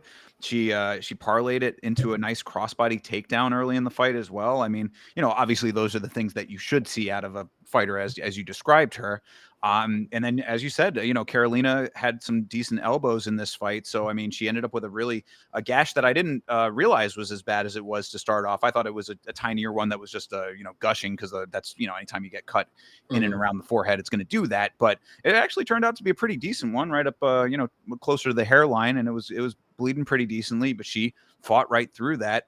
And then throughout the rest of this, I think she just stayed with it as she should. Now, granted, the second round was an absolute mess for Luana Carolina, considering that she staggers Michelle early in the second round, caught her with a nice shot, and then Michelle just dives in for a double leg and gets the takedown with zero effort. I was like, how do Nice. you let that happen? I mean, like, you literally just had her, on a knee almost. She's on skates, wobbling all over the place, and then she just instinct dives and you let that be the takedown. I mean, there's gotta be a better takedown awareness and defense than that. But in the same sequence, that's just part one. Part two of the sequence was Luana landing a blatantly illegal up kick to a downed opponent. I mean, it was like, a forward kick or whatever, but you know what I'm Did forget saying. about that. Yeah, you're right. Yeah, so I mean, she ends up getting a point taken away for that infraction. I was like, okay. I mean, referee being a little bit stern there, but I think it was warranted considering it was completely intentional. Um, but then also the ref didn't give back the position to Michelle afterwards, which was a little strange. She was What standing up, mate. She was getting up. I think he maybe had a point there, kind of deal. I don't know. if she was on a knee, she had to have been on. She could have But like stopped, she was like momentum, she was backing up. Like she was getting off her. She was like on her knees at that but point. She was like but extending to stand up. Like but in my Carolina was on the ground though. She was yeah, on her back. but Montague was getting up, is what I'm saying. Like Yeah, well, I she mean, just kind of pushed her more out the way that she was going. I think as perhaps if I I was don't the know. ref looking at it, I'm like, okay, Montague's trying to get up, and she just kicks her on the way up. It's like, okay, she's disengaging with the ground, so we'll have you guys stand up. You wanted to stand up. I don't know. Man, I don't know. He still could have put Carolina back on her I back, but agree. whatever. Either way, Devil's advocate. yeah, fair. And also like the least of there's we'll talk about some refereeing decisions later on, but yeah. So anyway, I mean, I thought that Montague just she kept on with some nice heavy top strikes in the third. She kept her control. She made it a really grindy dog fight, like you said. I thought she looked really good. Yeah, good performance in front of the hometown. Yeah, yeah, absolutely. So, I thought that she looked great, and Carolina is teetering at this point, 11-5. Hydra makes a really good point. If only we had rules that didn't make us have these discussions constantly. Wow. Hydra, I have often said, my boy Hydra here, he comes into the watch alongs a good amount as well. And he's a young man, but for a young man, he somehow knows how to cut to the core of things very succinctly and yet again hitting the nail directly on the flat surface. So congratulations for that, Hydra. Oh But yeah. yeah, Carolina, I'm thinking that maybe she might be on the chopping block at some point soon. I would think. I mean, Montague coming in as a newcomer, getting pretty much 3-0'd. I mean, and a point deduction on top of that. Like, this is not a good look for Luana Carolina. I know I got on you. It may have been last week or the week before. Cool the Jets. Not everybody needs to get cut after a loss. This could have been her first or fifth, but to be fair, I do not want to see Carolina again. Yeah, and So well, and also too, I will admit that during this card, I was, I'm a human being. I was slightly in a grumpy mood when I was watching this card. So there were a couple of fights that maybe I went a little bit harder, but after doing my rewatch, still had most of the same opinions. So yeah, I was about to say, please don't tell me you thought anything different. Like no, anyway, yeah, no. But so I mean, Carolina. This is a consistent thing for Carolina, though, and we'll talk about the guy that you were talking about when he's coming up a little bit later with the his performance. But yeah, I mean, Carolina has been consistently mid. That's why I was saying, if this Montague is a newcomer and they're giving her Carolina, then this is the fight that you should be able to win in order to prove that you belong in the UFC coming in from PFL. So she did that. Carolina might, and especially now, I mean, they're fighting bantamweight. I think that one of the women's fights on the Contender series was bantamweight. Am I wrong? Maybe. hmm I think that one of them was. So either way, I mean, like, no, definitely not. neither of them Strawweight and were. flyweight. Oh, Strawweight and okay. All flyweight. right. Fair enough then. Fair enough. But I guess my point is that, like they're going to be new fighters to backfill the slots in the bantamweight division. And you got to fight better. I don't know. I hate to say it. You know what I mean? True. This is and we'll specifically talk about it later. This is one of the two fights so far where UFC experience meant nothing. Right. Just Yeah. So Yeah, absolutely. And that's and to the exact same point, it's like you got a newcomer coming in, you're supposed to be the one to show them what this game is really about, and you get schooled. Kind of speaks for itself.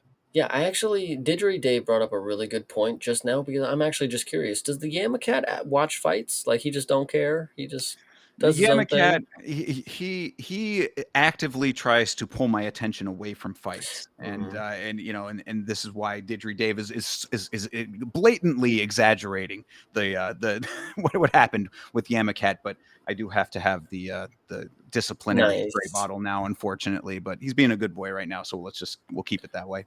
Hell yeah.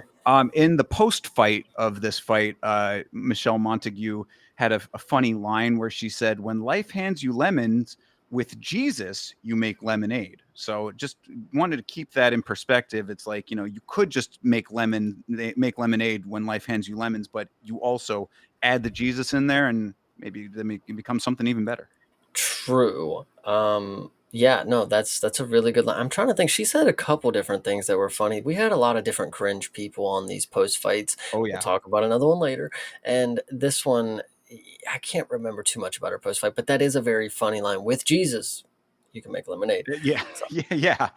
She's got a little bit of an attitude to her. I guess she really is the wild one. She almost had that like kind of like, yeah, like, of course I won kind of attitude. And I was just like, oh, okay, I didn't expect that out of a mild mannered New Zealander, but perhaps she's a little bit more edgy than most. Hydra, great point. He normally does make wine, but lemonade can be made if you have the lemons. That's what she's telling you. If you didn't understand, tell it again. With Jesus, you can make the lemonade. There you go. Indeed, take it to the bank. Yeah. Take it to the mixing bowl. All right. Anyway, let's move on here. Next up was Colby Thickness versus Josias Musasa. I came into this fight being a little bit of a skeptic of Musasa. I will admit I thought his striking was pretty decent when he was able to get it off, but this fight, I believe, reinforced a lot of what I was thinking about the guy. That he's bad.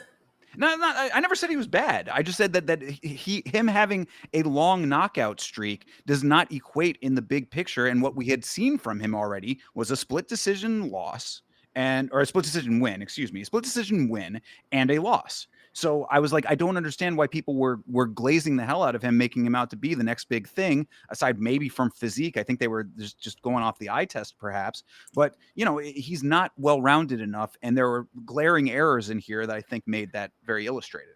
I'm looking at the numbers here, and maybe I just don't remember as well as I think, but like I kind of thought this was a Musasa win.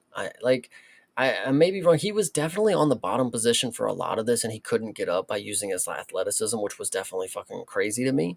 Um, but I mean, every time he was fucking thickness, sorry. I don't know why it's actually spelled and said that way. Anyway, um I thought he was actually doing really good chopping the low kicks. Anytime he punched him in the face, this dude Thickness was just like flopping all over like a fish. He had him hurt a couple different times too.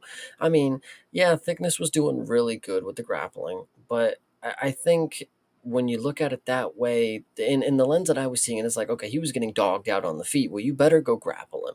But I don't necessarily think like, oh, his grappling was doing more than what Musasa's striking was doing. I don't know if that makes sense. No, it does. It definitely does because I also was in a kind of a half and half on this one going into the decision because I had it 1-1 going into the third, and I thought that the third was pretty even in that regard. Musasa got some good strikes off early. Thickness gets him to the ground and was able to keep him on the ground, but no real submission threat. So judging by that, I think that you make an okay case for it. Chat was pretty well in the camp of that it was a pretty definitive win for Thickness. So I guess pick what you think is the correct one on that.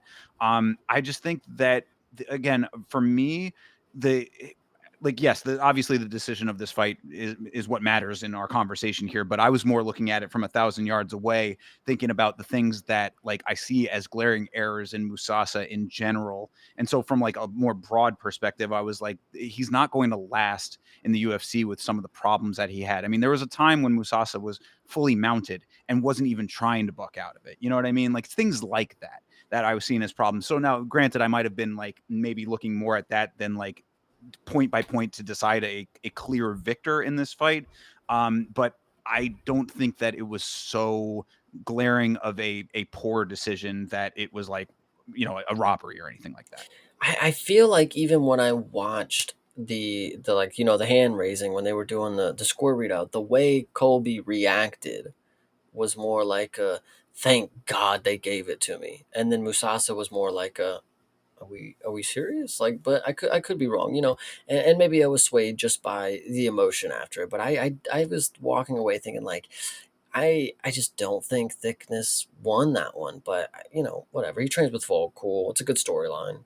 Australia, good. The Australian parlay was intact at least up to this point. So, Hmm. but yeah, no, I mean, I thought that Musasa had some good striking in this. Obviously, it's his most dangerous weapon, and thickness. I did want to at least highlight, aside from the wrestling and the grappling, I thought that his footwork was very good because he was moving a whole lot to get out of the striking range and end up finding the entries for the takedowns, and it was effective. So, I think that for that, he definitely deserves some praise. I'm gonna sound mean when I say this, but I'm gonna agree with you just because when he was getting wobbled around on the feet, he was able to stay on his feet. So I would classify that as good footwork. I mean, but that's just my opinion. So Well, I mean, before all of that, perhaps. I mean, he was sticking and moving decently with a little less sticking than maybe you'd want. yeah, I just don't I don't have a personal vendetta against Thickness. I just genuinely think that I know what I see sometimes, and if I see like a true killer, I know how to point him out. Thickness is just a guy who gets hit on the feet and then he starts panicking. I don't know. That's just my opinion. Like Musasa is a pretty powerful striker, but even in the last fight that he had, I forget who it was against, but I still see the same things. Like, I don't know. No, I agree. I was just gonna back you up on that, just to say that I also see the same thing in Colby Thickness. I mean, now granted, we saw him against Alexandre Taporia on short notice, and so I was like, okay, well, short notice, we got to see what he actually brings to the table on a full camp. This was the exact fight to like really style out. You got a guy coming in off of a loss, off of the Contender series. I mean, this is like prime time for you to be like making a statement here. He certainly did not do that with this fight, in my opinion. Yeah, and he had all the opportunities to, especially as a jujitsu guy and a grappler. I mean, you had him mounted up. I'm pretty sure you went triangle and then flopped on that, and then you continue to get the position. But it's like, mounting up and going for the triangle. Okay, it's like one, who do you think you are? Like, you are not Habib or Hoist Gracie. Like, don't even attempt it if you are not the fucking man. Like, and this dude, Musasa, is not the grappling guru. Obviously, you were able to hold him down for 7, almost 8 minutes, but not once did you just try to go for a fucking RNC or, trying to pull something simple that works.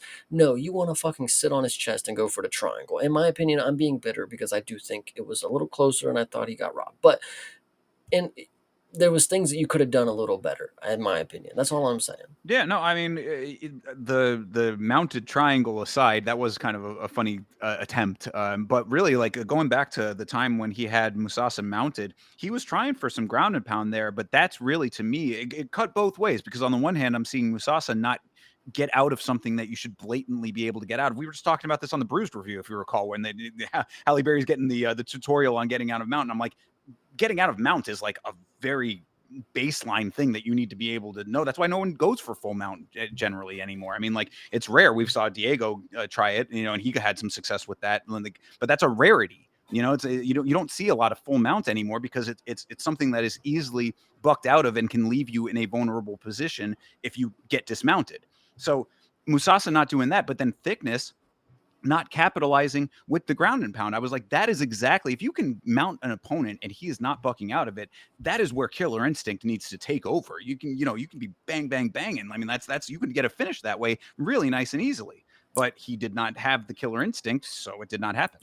I'm not the biggest fan of Colby Thickness, as you guys can obviously assume. I do believe Musasa maybe won this one, but I will go ahead and agree with my boy. Shout out Mank MMA. Musasa is a hashtag Rwand fraud. So Shout out to Mank and always shout out to Rwand, the fraud check king.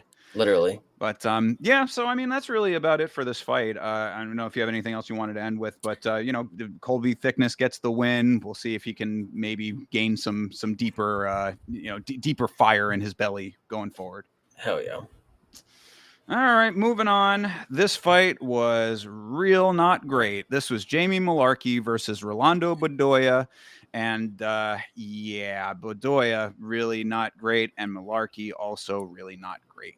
I hate that you're not giving me props right now.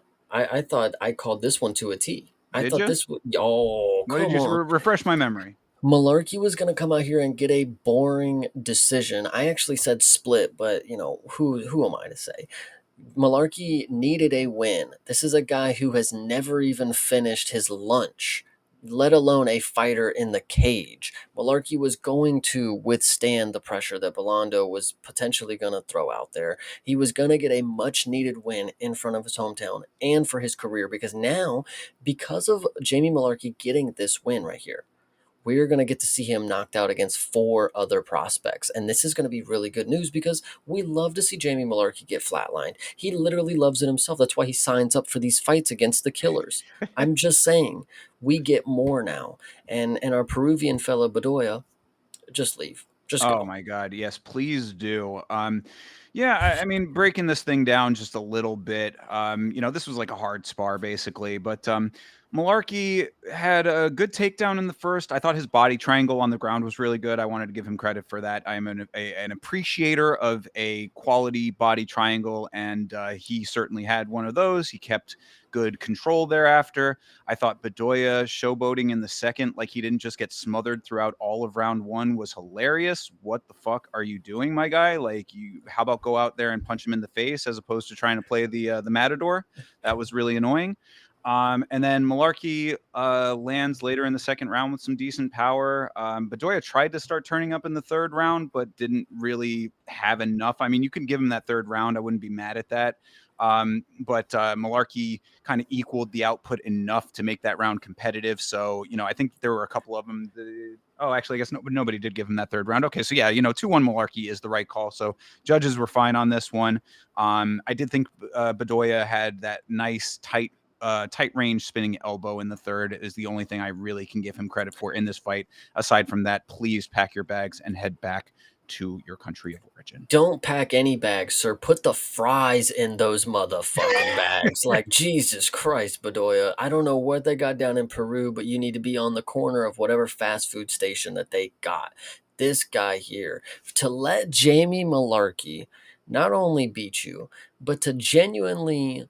I mean, I was gonna say style, but like honestly, this was a close fight somehow. Like, you must be really bad to make it decisively close. Like, you won, but like you didn't dominate him. Like, you must be impressively bad.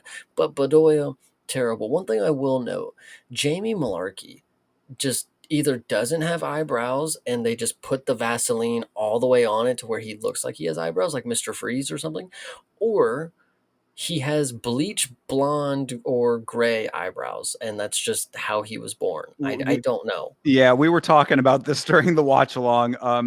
Somebody had mentioned they thought that he might have like ginger genes that might be kind of That's throwing not things off. orange, guys. That But is that's not strawberry either. so I don't know. I think it might just be some mixture. As I said, I think he has an extra allele in the makeup there. If you remember your science class from back in the day, but yeah, I don't know. I also said that if you put them side by side, and I showed the comparison. I can't do it here, but on your own time, if you were not on the watch along, look up Guy Smiley from Sesame Street, and you will see a 1-to-1 comparison. I don't know if you're actually familiar. The comparison that I made for him, and this is really harsh if you actually know what I'm going to talk about, but I'm going to say it on the podcast for anybody that is understanding and what they know about film.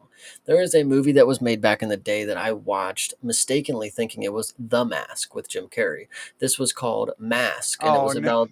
So that is what Jamie Malarkey, if you were out there and you know what this movie is like, that's what Jamie Malarkey looks like to me. And I know it's harsh, but like that's exactly what I look like. I see the Elephant Man. Oh So my God. All right. That's maybe one a half step too far, perhaps, but I'll allow it. I'll allow it.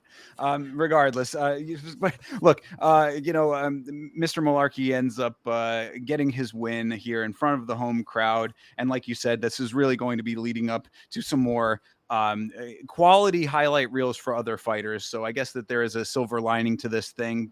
And also, Bedoya getting, taking the next train home is probably not a bad thing either. So this fight is a fight that sorts out a couple of things, perhaps even if it was not great in and of itself. Yeah, I hear you. This fight hilariously bad, and we knew it too. Like, Yeah, it's true. Yeah, going into it, it was like, you saw it on paper. This was a fight that on paper was exactly what it was in real life as well. and it's just crazy to me because like, are you watch like when you're in the war room with Dana, Shelby, Mick, and whatever?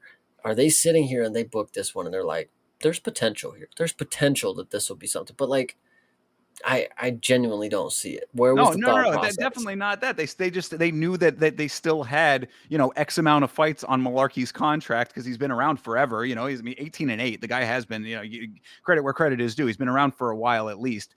So it's like, we know we've got to give this guy a fight. We're gonna do it in his hometown. Like we don't want to export that to, some other unsuspecting city. So they had to make it. They wanted to get Bedoya out of there. I think it worked out great in the big picture. Again, to seeing it from 1,000 yards away, I think it all shakes out. Yeah, and I think the last thing that I want to know about this one, man, chat again, I want to give you guys some credit. You guys are engaging as hell tonight. So I want to give you guys a little advice that if you're having this many issues with your eyebrows, it's an unfortunate life for you. I don't do a damn thing, but if you're tweezing and you're over here plucking and you got Professor Brows, everybody in here who's got all these issues, you're the real MVP because you're going through it.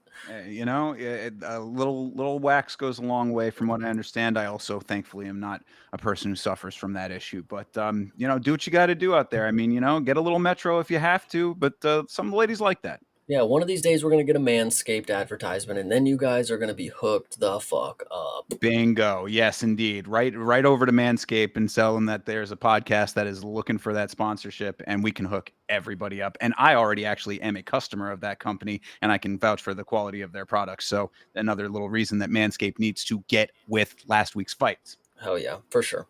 All right. Well, that is a nice little lengthening of our introduction to this fantastic display here. This was Cam Rouston versus Andre Petroski.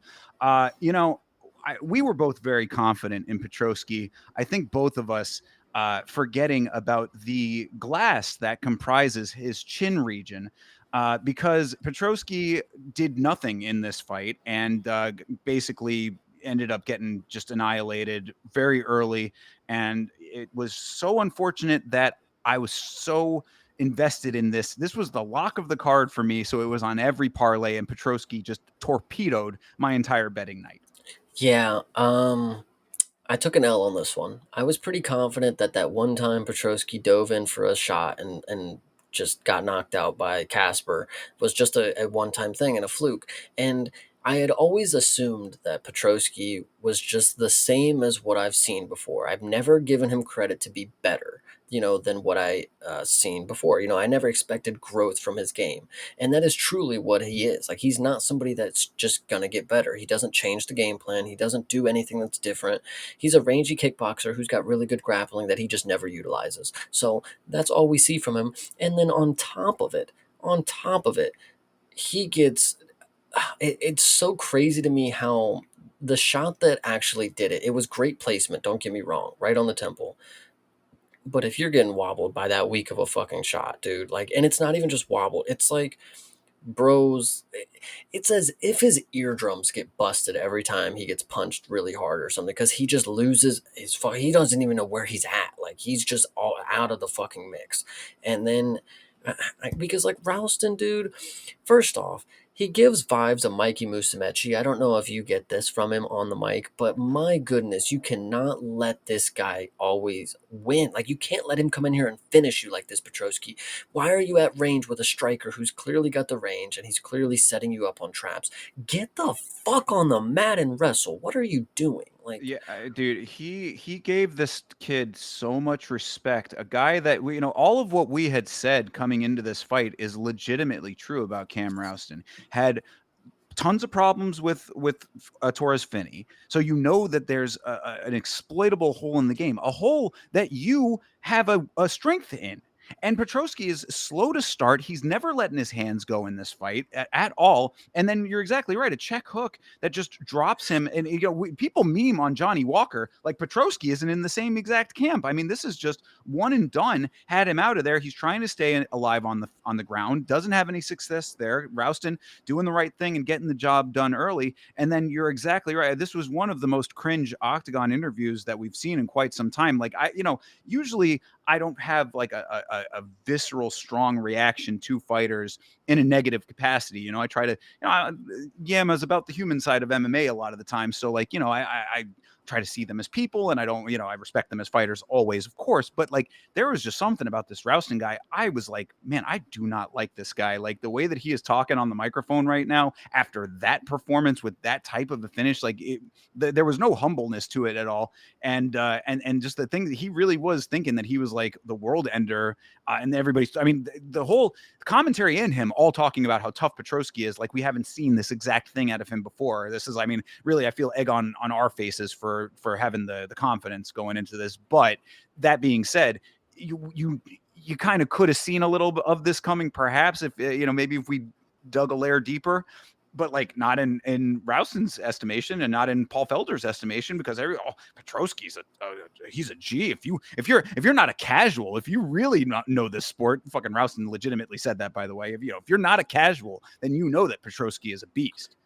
What? I also dislike him on the mic because he's playing the character of the cocky guy, but you cannot buy it from him because he's obviously probably just a little insecure. We all are, but that's just kind of the vibes I get. But when you get on the mic and you have arguably the second worst call out right behind Joaquin Buckley calling out Conor McGregor, like this one was horrible. He got on there and called out Israel Adesanya. No. He didn't call him out. He was saying that he was saying that he is like the next up from, he trains with him. Hey, it sounded like a call out to me, but if he ended up saying that that's my bro, then his promo skills need fucking work. Yeah, he was like, saying that his style is often imitated, never duplicated. I at least that's what I read from him. Am I wrong? Am I completely off base here? I thought he was like shouting him out and giving him props. Like I thought that was what he was doing. He was using his time on the mic to give props to his elder statesman kind of thing. But it just was cringe as fuck. It was also cringe. Like after a post fight speech like that, like you would have expected him to do like a Superman pose or something. Like it's I don't know. This dude's pretty Diary of a Wimpy Kid type thing. Like pretty crazy. He said, "Middleweights, there's a new dog in the yard," and I was just like, "Oh my god, bro!" He Really? was saying he's the next Izzy. I'm sorry, Hydra. Well, he's also not that. So, Yeah, whatever. right. And so I mean, like it was, again, coming off of this performance. I mean, like now, granted, he knocked him out. What are you gonna say? I mean, like you gotta call it like what it was, and he did get that. So I guess he does deserve, excuse me, a little bit of cockiness, but at the same time, a one and done off of a fight where Petrosky landed 0 significant strikes. I don't give a fuck what those stats say. He did not land a single strike in this thing. Same with our main event, of course. But I mean, like he maybe like a couple of pitter patter shots, but he was giving so much respect to this dude, so much leeway, so much distance to let him do exactly what he ended up doing. Like, I just don't think that it warranted that level of confidence. Again, having the Torres Finney situation as well. Bring him back in. Let them rematch again if he's that confident. Yeah. No, I definitely agree with that one. That's probably what should happen, to be honest with you. But either way, yeah, this one, horrible performance for Petrosky as a minus 200 favorite. Wow, did we suck on this one. So. Yeah, and all of my parlays reflected that. So when you fall hard, and that is exactly what happened. So as I said, egg on my face, our faces, etc. Did want to bring this up because Hydra is making a good point here. Another guy related to Izzy randomly bringing up dogs. Is this a pattern? Makes one wonder. I definitely agree. And We even said that in the Discord at the time. Like that's a very common thing that people have been saying. So it needs to be investigated. Seriously, this is fucked up shit going on around here. Just kidding. I've now done 2 videos on dog related matters in the UFC, and it needs to stop. So for fuck's sake, please, let's make that happen. True. Good of humanity. Anyway, let's move on to the next fight here. Wash the taste of that last one out of our mouths. This is Navajo Sterling versus Adolfo Bellato. Another smartly navigated, boring Navajo Sterling fight, is what I said.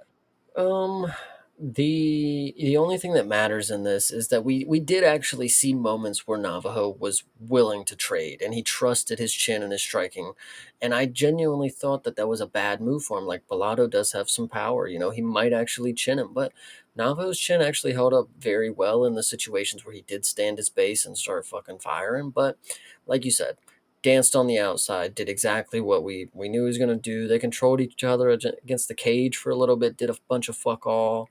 And yeah, nobody actually cares about Navajo Sterling anymore in my book because, like, dude, get to the fucking knocking people out again. If you're going to be boring, I don't care. I don't care to see this all the time. No, I Seriously. mean, I think that you make the good point though, is that like if he can trust his chin, if he can trust his hands, like if he has a confidence about himself, he is technically proficient. I mean, he had in this fight, in the last fight as well, but like this one most especially, he had short controlled bursts of striking that looked really nice in the moment. Like he got a couple combos off and I was like, there it is. That's the guy that you want to see.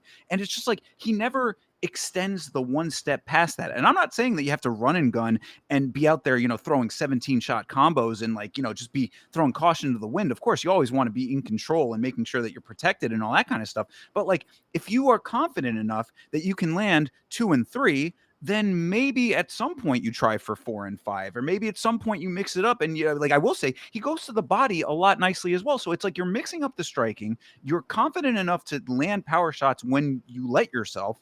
Just do more of that. Be that guy is all that I mean, like, I don't understand where this like hesitation for Sterling still comes from at the time now. He's what, 3 fights in the UFC at this point, won all 3 of them. He's 8-0 still. The guy's undefeated. I guess maybe he's just really concerned about keeping his O or whatever. But like, bro, he has potential to be the guy that like everybody thinks that he possibly could be if he just lets himself. Mhm. No, I definitely agree. Hydra makes a great point. Name is Navajo. Definitely not doing anything cool is saddening. Like that's a cool name, Navajo Sterling, and he is a cool dude. But I think, and this is obvious when you look at him and what he was coming into the UFC already. He's one of these people that in his free time cares a lot about his image. Gonna go get tattoos. Gonna get a hair transplant. Is he that focused on being the best light heavyweight in the world? These are things that you could question because of those factors right there, in my opinion. Like, bro, why are you getting a fucking sick tattoo on your fucking arm? Like, go be a fighter. Don't get the coolest tattoo that I've seen on a fighter in the light heavyweight division and then come out here and be boring. Go be boring without the cool tattoos. Okay? How about that? Is the I don't tattoo really that cool? I haven't I seen it don't yet. know, but if it was, like, I mean, that's the point. It's like even if you went out here and got the sickest tattoo ever, it could be the most G shit ever. It could be the Tommy gun thing. You have to have a great performance for me to be like, dude with the cool True. tattoo. It's like, dude, there's a dude fighting this weekend with a cool samurai on the back of his fucking back, and he's gonna fight like shit against the fucking champ. Like, I don't know what to tell you guys. Like, Perhaps. Yeah, no, I mean, to your point, Carlos Prates did the same thing and goes out there and actually annihilates, so he gets the 50, pass. listen, you get 50K bonuses. I don't care how many tattoos you get. You can get one per 50K. Navajo Sterling. There's no tattoos coming after this performance, pal. And if there Yeah, is, where are you at? Where are you right. at right now? Buy some new equipment for the gym. Yeah, yeah, no, I mean, it's both sides though, really. I mean, Adolfo Bellato, we're not talking as much about him. Of course, he did not win this fight, but like it's the same deal. This was a snoozer up until the very end of the first round. What I had said, this is like strike here, clinch, strike there, clinch. I said commentary should not be saying he's starting to land 25 seconds into before the end of the second round. Mhm. Like, you know what I'm saying? Like, it's like because that's literally what they are saying about Bellato. It's like, yo, he's starting to land now. It's like now. I mean, the fight is almost over. He's got one more round. He's got 5 minutes and 25 seconds left in this fight. Like, Yeah. anyway, Since we're talking about Bellotto, I literally have to bring it up because Hydra brought it up a few times. He now has the infamous record of 1-1, 1-1 in the UFC. What do you think about this? I think that it's a quite a feat. I have to say. I mean, it's very it's shocking to an extent. Not shocking, but it's perplexing that anybody can let themselves get to that point. But if you know the history of Bellato leading up to that record, it all tracks as to why that is the case. And I think that he himself is the exact person to have that record because he is just he's another one of these guys that has weird aura, weird miasma that circles around him. I Well, used to he say is that from about Brazil. It's called voodoo, actually, but so yeah, the rainforest voodoo magic. I am familiar with that with Poeton, but yes. no, I had said that about Khalil Roundtree before he started turning himself around. I remember us talking about that on this very show back in the day, saying that there's just a cloud that hangs in the air around him. Bellato is in the exact same camp as far as I'm concerned. I mean, a guy who is going to go out there and pull off the Shakespeare level acting performance that he did against Paul Craig. You create the dark rain cloud for yourself. 100%.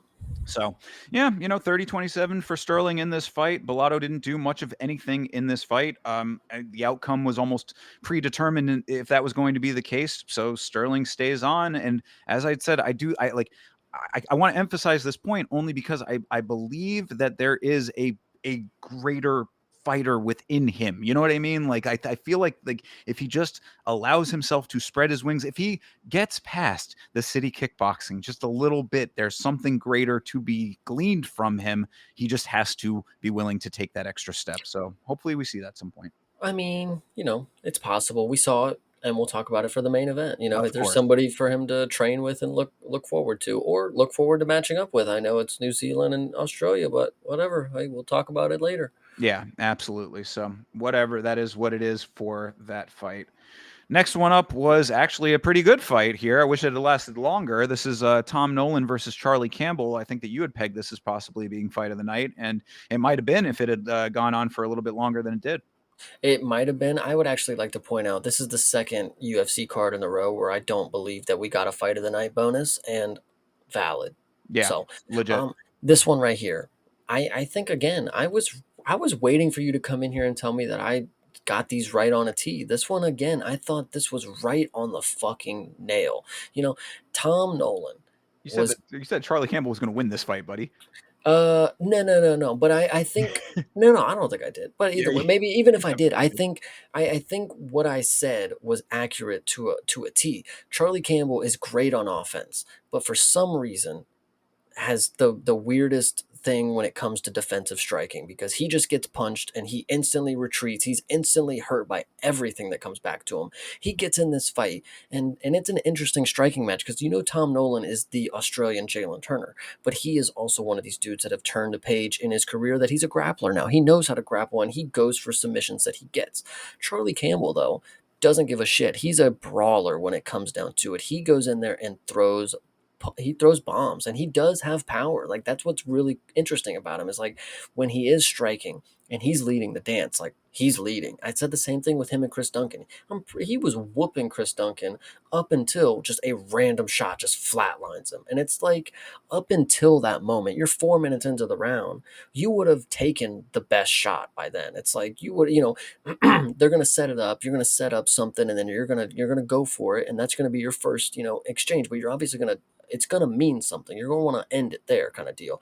Eventually, up until this 4 minute mark, you have taken big shots. Why up until now were you able, and then just randomly, you just get clipped by Tom Nolan, you go to the fucking ground, and then you get submitted, and it's like, how does it go so wrong so quick for Charlie Campbell? Because he is genuinely not horrible. No, well, I'll tell you how it goes wrong is that Campbell, he fights like a heavyweight. All of what you're describing is the way that a heavyweight fights. And I mean, like, he definitely has that confidence to do that. And I can appreciate that because you're right. I mean, like, we literally had that discussion about, how I appreciate the brawly style. And I think that we're seeing less of it lately, as the sport evolves past it. More technique is obviously going to be better for the fighters, but there is an entertainment value to somebody who's going to go out there and really just go balls to the wall. Campbell does that. But what he does within that is the problem because what you're sacrificing there is that technicality. He reaches with his shots from very far out. I said that he's going to continue to get countered a ton. He didn't get countered a ton in this fight specifically, but the way that he reaches for shots, he's asking for it. And then the other big problem that he showed was that whenever, I'm the first one to say stand them up. If when you knock somebody down, stand them right up.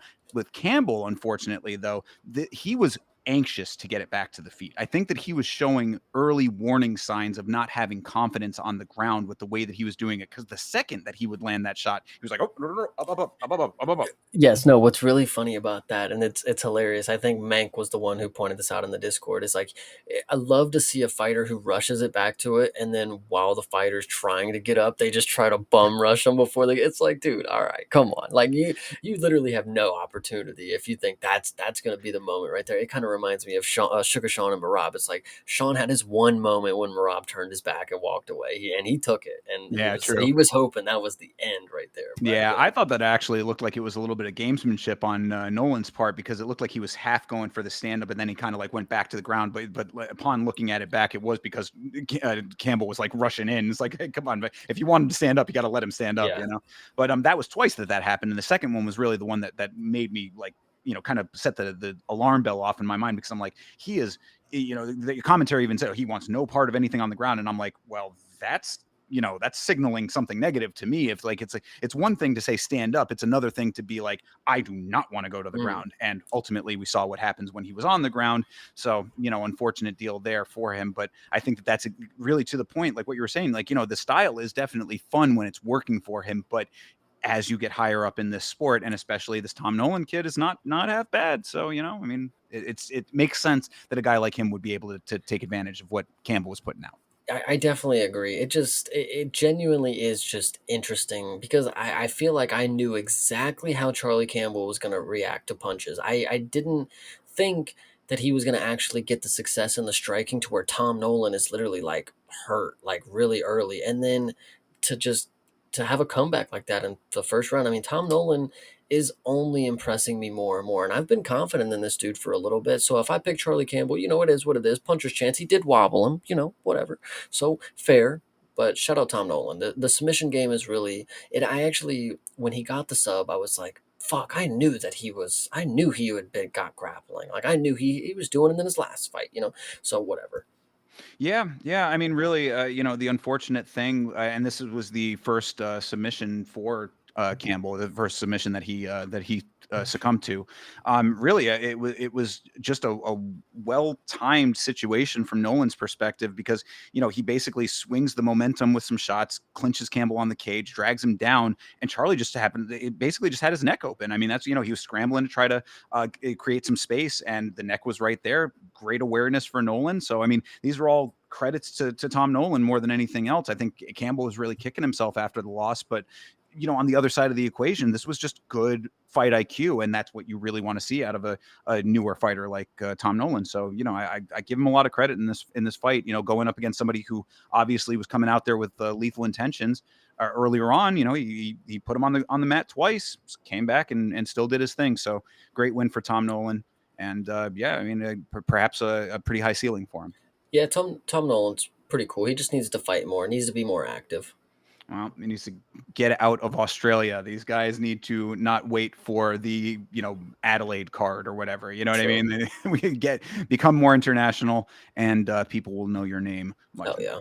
So, all right, moving on. We got to talk about this one. Obviously, this is a discussion waiting to happen. So this is Jake Matthews versus Neil Magny. Now, just before I say anything regarding all of the fuckery in this fight, I have to say, it was Thinker St. James who said Neil Magny is the dude that's going to make everybody kick themselves for not picking him when he ends up pulling out the victory. Granted, he pulls out the victory. Big asterisk on this victory. I genuinely wouldn't put an asterisk on this one. I mean, obviously, I know the ref situation, and we're gonna get some appeals, and we'll see how this one unfolds. Later down the line. But I brought it up earlier. Actually, is the UFC experience basically only works if your name is Neil Magny. I think it's actually a funny thing that we saw on this card. So many people flopped from the UFC experience side of it, but Neil Magny stands true to what he does. Somebody put a tweet about it, and it's so funny. It's like Neil Magny's game plan is to fight until his opponent is tired of whooping his ass, and then that's when he strikes. And he's like a cobra in that way. He knows that the singular moment that you slip up and you take that deep breath, like, whew, it's over. he's ready to go, and it's pretty crazy to me, and it's so funny to see him in his post fight speech have a smile on his face. He's just having a good time. Like, man, this is just what I do. They think that I'm the old man, but I just get it done. Shit like that. He's just awesome. So I do kind of respect him a little more. I'm coming around to Neil Magny, and I think I've said that in the last fight. So whatever. Well, I'm glad to hear that. I put out the short from our previous episode about it with the express intention of being able to bring it back up, and Nice. thankfully, I was successful in that. But you Yeah, almost weren't, and tell I, us why. exactly. I mean, so yeah, I mean, all of those things said. So yeah, I mean, really, the bigger story of this thing is the fact that this fight probably should not have left the first round, and basically to go over it for everybody. Um, Towards the end of the round, actually at the very end of the round, Neil changes levels. Jake grabs his neck, then rolls into a mounted guillotine, and Neil sort of flies his arm out in a limp fashion. He kind of was hanging his arm out. What I said at that point is that Neil, if he was going to do that, should have, especially as a veteran as he is, should have had the wherewithal to know that you put the thumb up when you are doing that.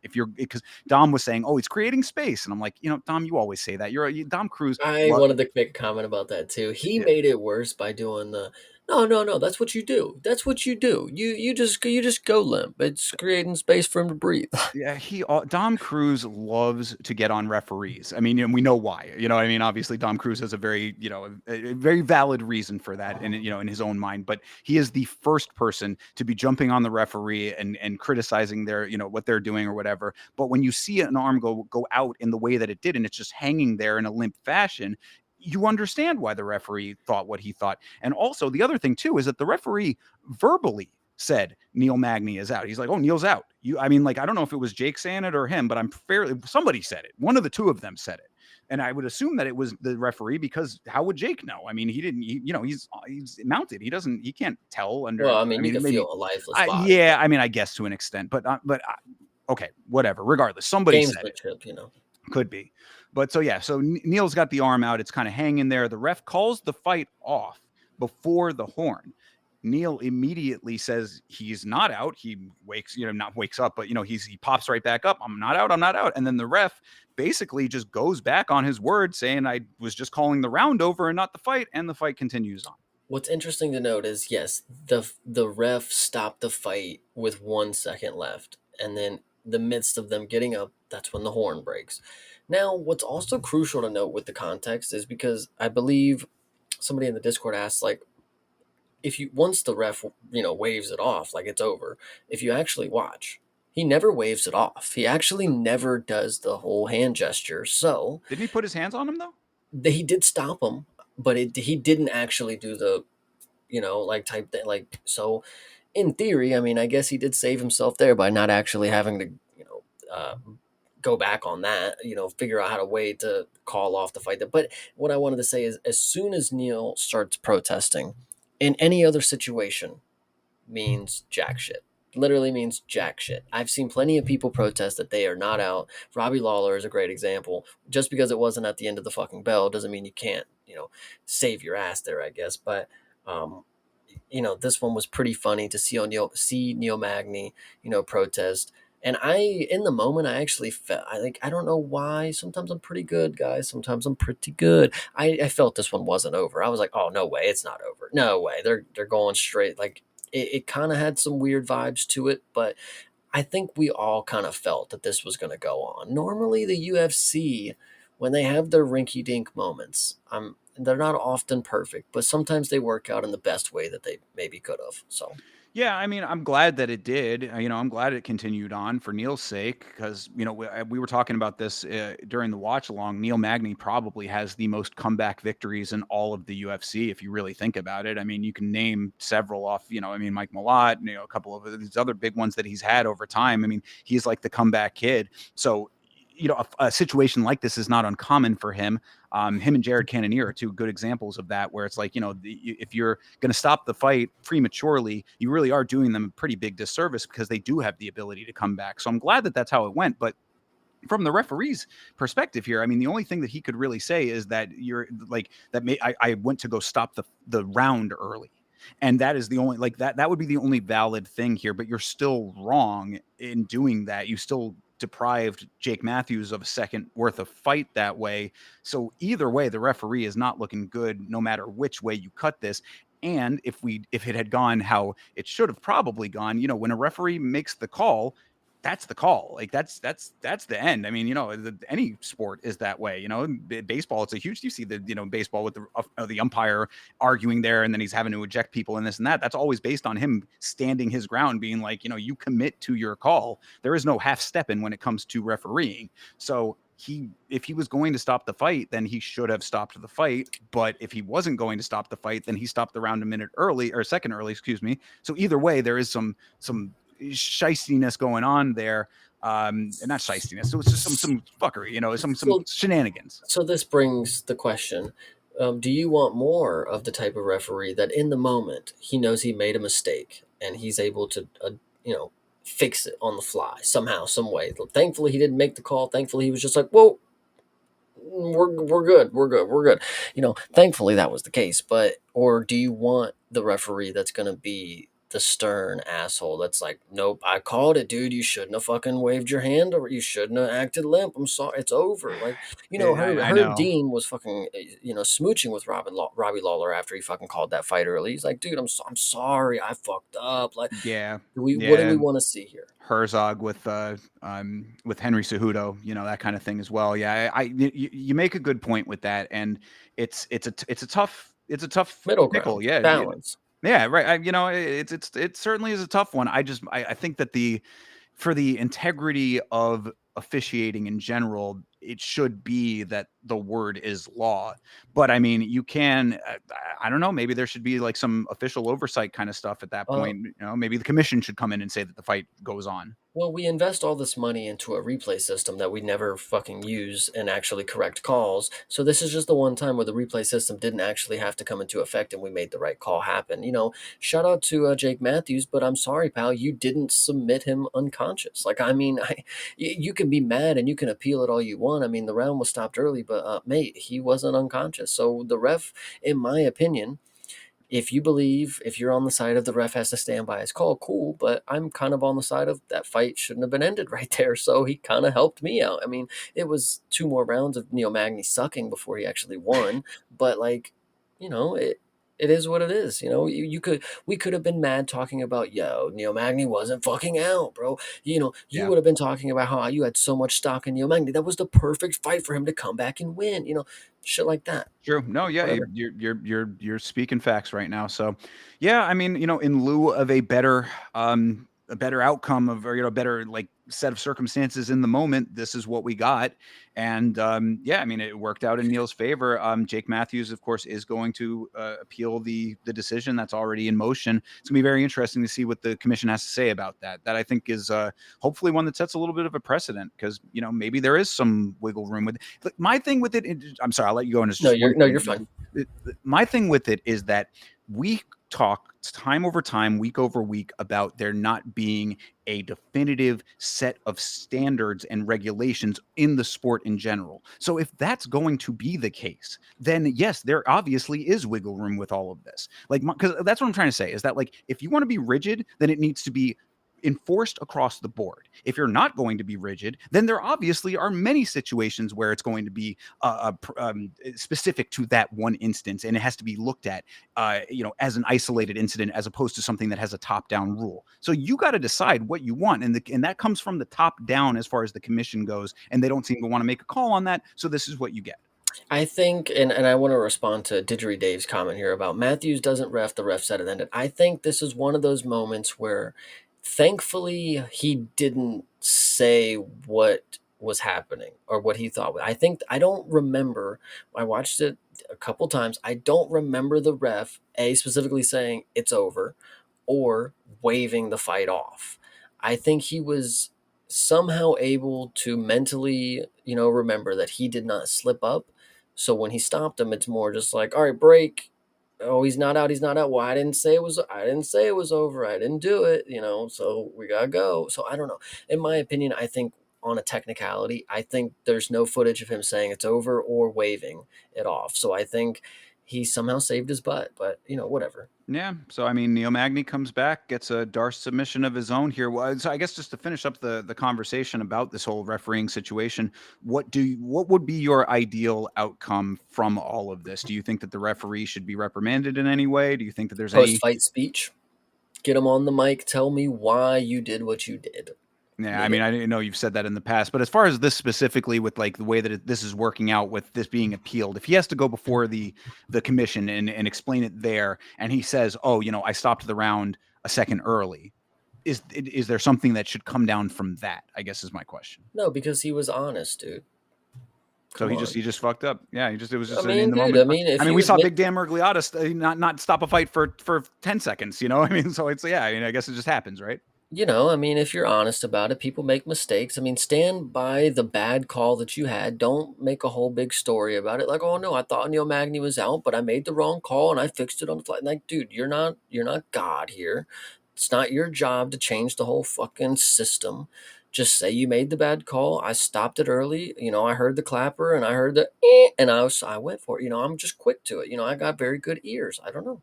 All So right, my fair enough. reaction time as a referee, it's just on point. That's how good I am at my job. I heard the bell. I was getting to it before the bell even stopped. I don't know. Exactly. He's one step ahead. Thank you. I mean, they shouldn't all of our referees be one step ahead of the action? I mean, Perhaps. Well, yeah, I mean, and I guess that's about it for this fight, really. I mean, it was Jake looked okay in that second round. Good work on the ground. Neil hanging on, and then comes back with the Darce.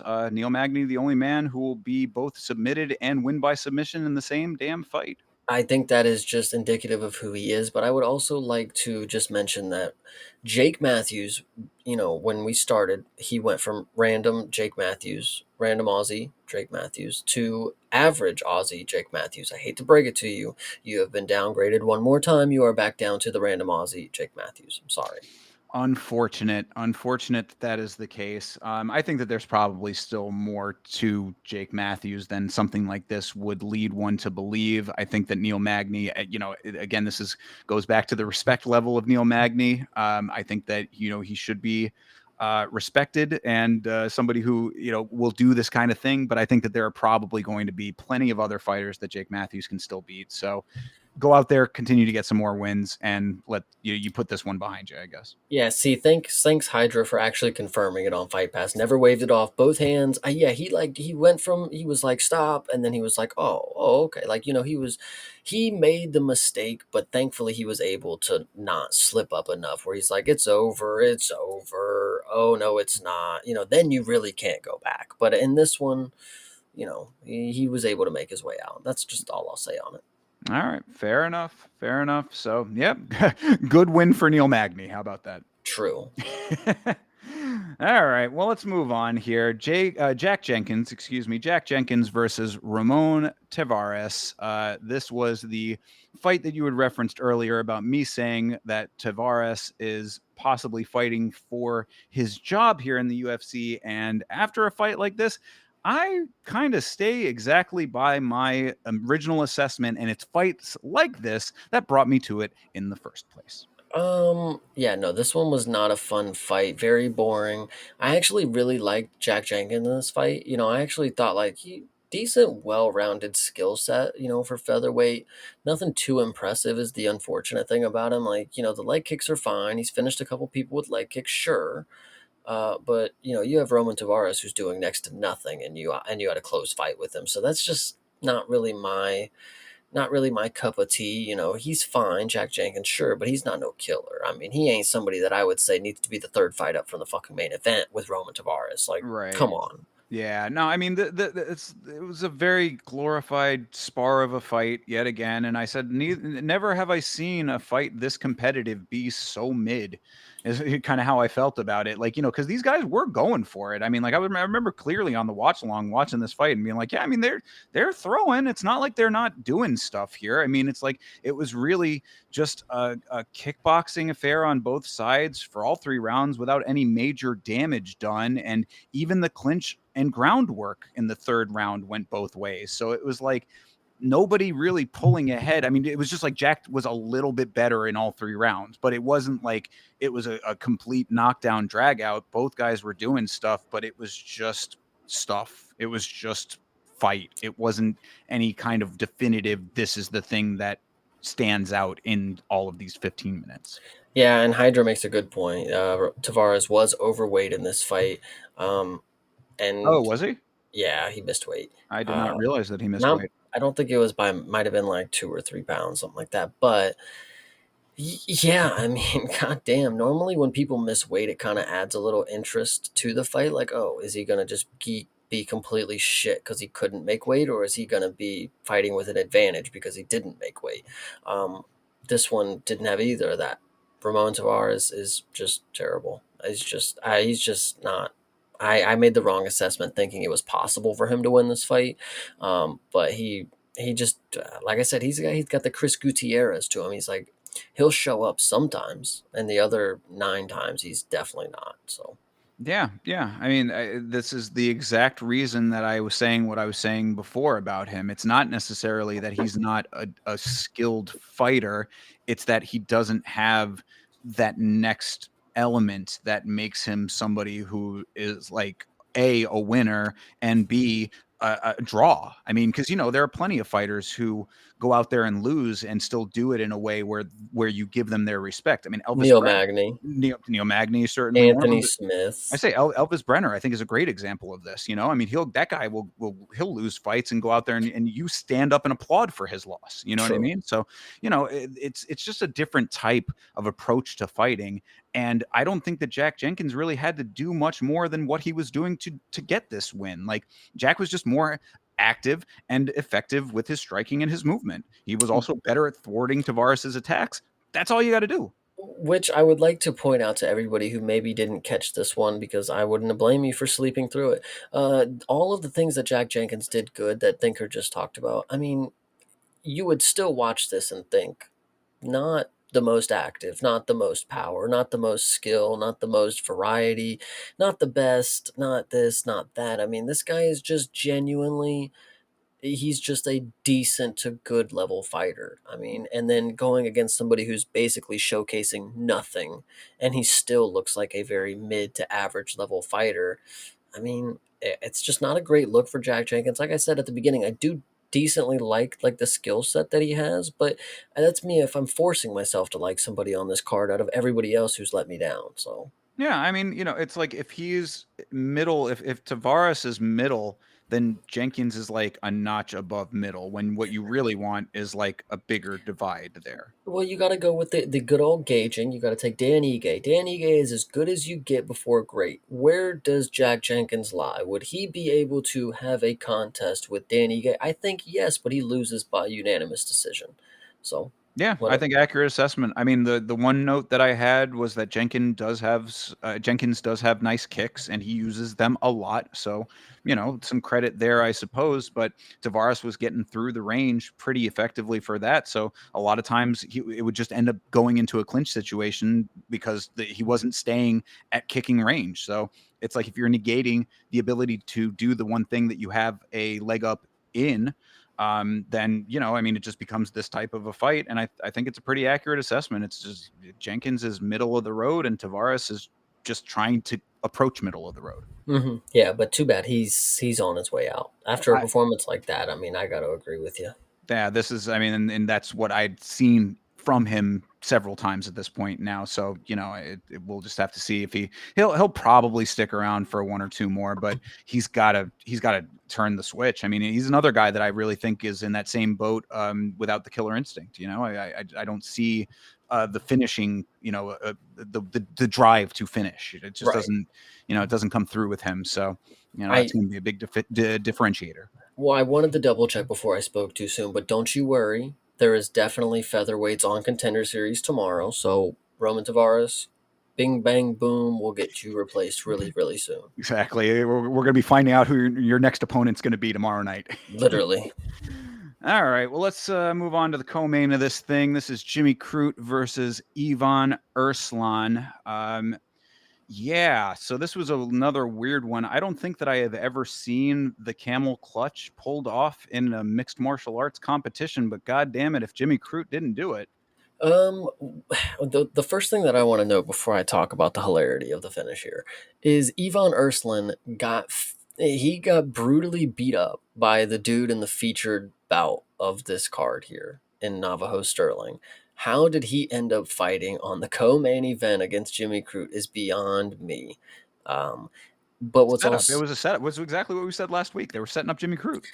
you're not wrong. You're not wrong. Jimmy Crew, I am starting to like him a little bit. He is fun. He does have grappling, as you can see, but he's also I think I get it. Like I think I just get Jimmy Crew and I think I get the hype behind him. It's not because he's a fan. I mean, he is a hometown hero, fan guy, but like he has good fight instincts. Like he has wherever the fight goes, he's competent enough to utilize the right skills. And I think that's what's really good about it. And I think the finish showcases just that. It's not that he needed the perfect sequence to get an RNC. He didn't need to get hooks in. He didn't need to do this. No, he got a hold of his neck in whatever fashion was possible. And he said, I'm taking it with me. I'm going back. And it wasn't a submission that you normally would see because in my opinion, now look, I've never had my fucking head pulled on, but I think there's a reason we don't normally see a submission like this. Is probably because it's not that fucking easy to get. Like you should probably be able to defend that by now by just pushing the hands. I don't know. It looked like it hurt, but he also was screaming like people in WWE. Like this was legit a WWE move, and I once again will tell you to tell me that it is fake when you see shit like this. A light heavyweight male, 205 pounds, got a WWE move applied to him in a mixed martial arts bout, and there are people out there who laugh at me. I'm just saying, laugh at him. So Okay, fair enough. Yeah, I mean, it was certainly unique. I like. I want to like Jimmy Crute too, I guess, but like, I just don't see any kind of like greater, any kind of like bigger like picture for him. I think that like things like this are the things that will define him. And there is value in that in and of itself. Like I think that that's great. Like he will always be able to say that he is the guy that got the camel clutch in the UFC. I mean, that's a pretty big accolade in some respect. Um, does it translate into a greater path forward towards some bigger achievement? Probably not, I would suspect at least. But I mean, what now? Two coming back. Two finishes in a row coming back. So I guess there's something to that. Um, Urslan started out in this fight with some decent hands. He had some okay striking at the very beginning. I thought that Jimmy, like you said, the instincts were there. He answered with a really solid double leg takedown. So good work for having the awareness. Nice, easy takedown for him. Urslan needs to work on his takedown defense, but Crute gets it and then stayed with it. This is another great example. It's similar to what we were talking about earlier with Thainara, where it's like if you have your opponent in a compromised position on the ground and you continue the control, good things can happen. So I want to give him the respect where the respect is deserved, and it certainly is here. He stayed on his back, he kept control, and then he legitimately reverse can opened her, even Urslan to the point where he tapped. So that isn't a great thing, and like Hydra's saying, he did it in front of the home crowd, as we were saying he was set up to do. So everything went according to plan. I just, I want to see Jimmy Crute against somebody who's going to give him a better fight and see if he actually is back. Because I was saying that about our main event here, so Dominic Reyes was talking about being, better, not bad. I'm not back, I'm better. And we saw what happened there. We'll talk about that in a second. I'm seeing similar, different, but similar with Jimmy Crute. I think the main thing that you're missing from Hydra's statements is that he did this with a mullet. That is And so true. we do have a lot of different UFC alum that come in here with different varieties of mullets and shags and different type of hairstyles that are party in the back and business in the front or whatever you want to say. And Jimmy Crew, I mean, I guess it fits him, So Yeah, I mean, certainly the all business up front, the party going on in the back. I don't think that you can really deny it when you are legitimately pulling an Iron Sheik on your opponent. True. So, Yeah. I mean, it's all checking out. He's checking boxes, and congratulations to him on this one. Again, handpicked opponent for this type of thing. Perhaps I need to see it against somebody who's going to actually give him some competition. But in this time, I mean, like I said, I don't think that I have ever actually seen, like, new things happen in the sport all the time, and isn't that amazing? Like, I don't think I have ever seen that move actually pulled off There in a mixed martial arts fight. there was another fight on this card where a dude picked him up Neil by Magny. Oh, that's Yeah. exactly what it was. Yeah, that was a pretty good WWE move there too. I mean, he was about to pile drive. That's an old school pile driver. That's where you pick him up. Yeah, that's the Bret Hart pile driver. If anybody out there knows, that's Bret Hart shit right there. But yeah, no, WWE moves are very funny when they happen. Aljamain to Calvin Cater doing the tombstone was a pretty good Yeah. one. Um, there's a lot of good ones out there.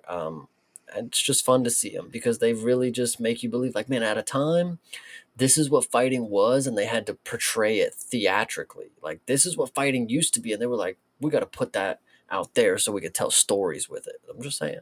Yeah, no, I'm all for it. I mean, if you can actually do it and make it effective, then by all means do that cool shit. I mean, like, I'd love to see people doing more elbow drops and stuff like that if it makes sense. He made it make sense. I think an elbow drop is what we're going to see out of all the WWE moves. I think an elbow drop is probably one of the first. I think so. Or, I'm confident.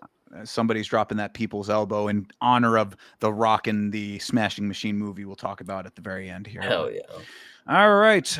Yeah, so shout out to Jimmy Crute. We I know Hydra doesn't want to talk about it, but we got to. It's the main event of the evening here. It's Carlos Ulberg versus Dominic Reyes.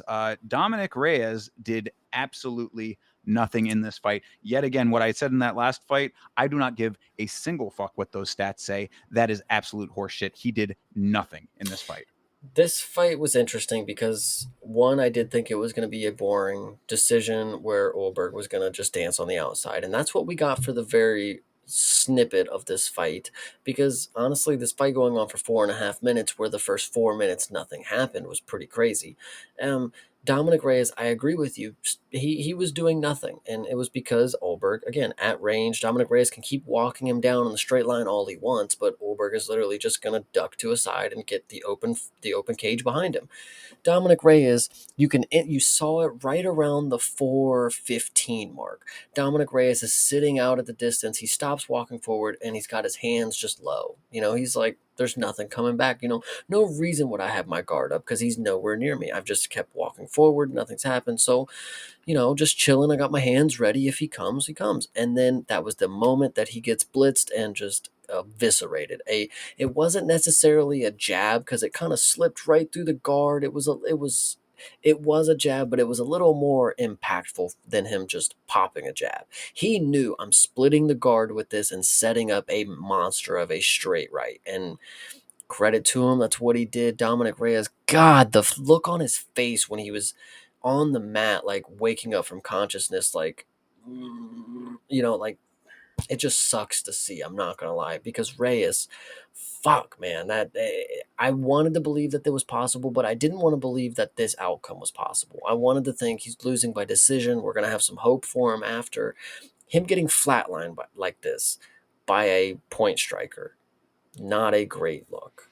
Yeah, no, absolutely. I mean, Ulberg was winning the round off of activity alone before the shots that put Dom out. I mean, he was really picking him apart from the outside like we thought he was going to, and just Reyes just giving all the respect in the world. Now, I mean, granted, it is the first round of a 5-rounder. You would think there would be a feel out period. There was literally 2 minutes of feel out slash idle animation in this fight to begin with, but Emotes, literally, like they were right. I mean, doing yeah, nothing. so it's like, at a certain point, you got to start doing something. I mean, like this is exactly what will happen under that circumstance.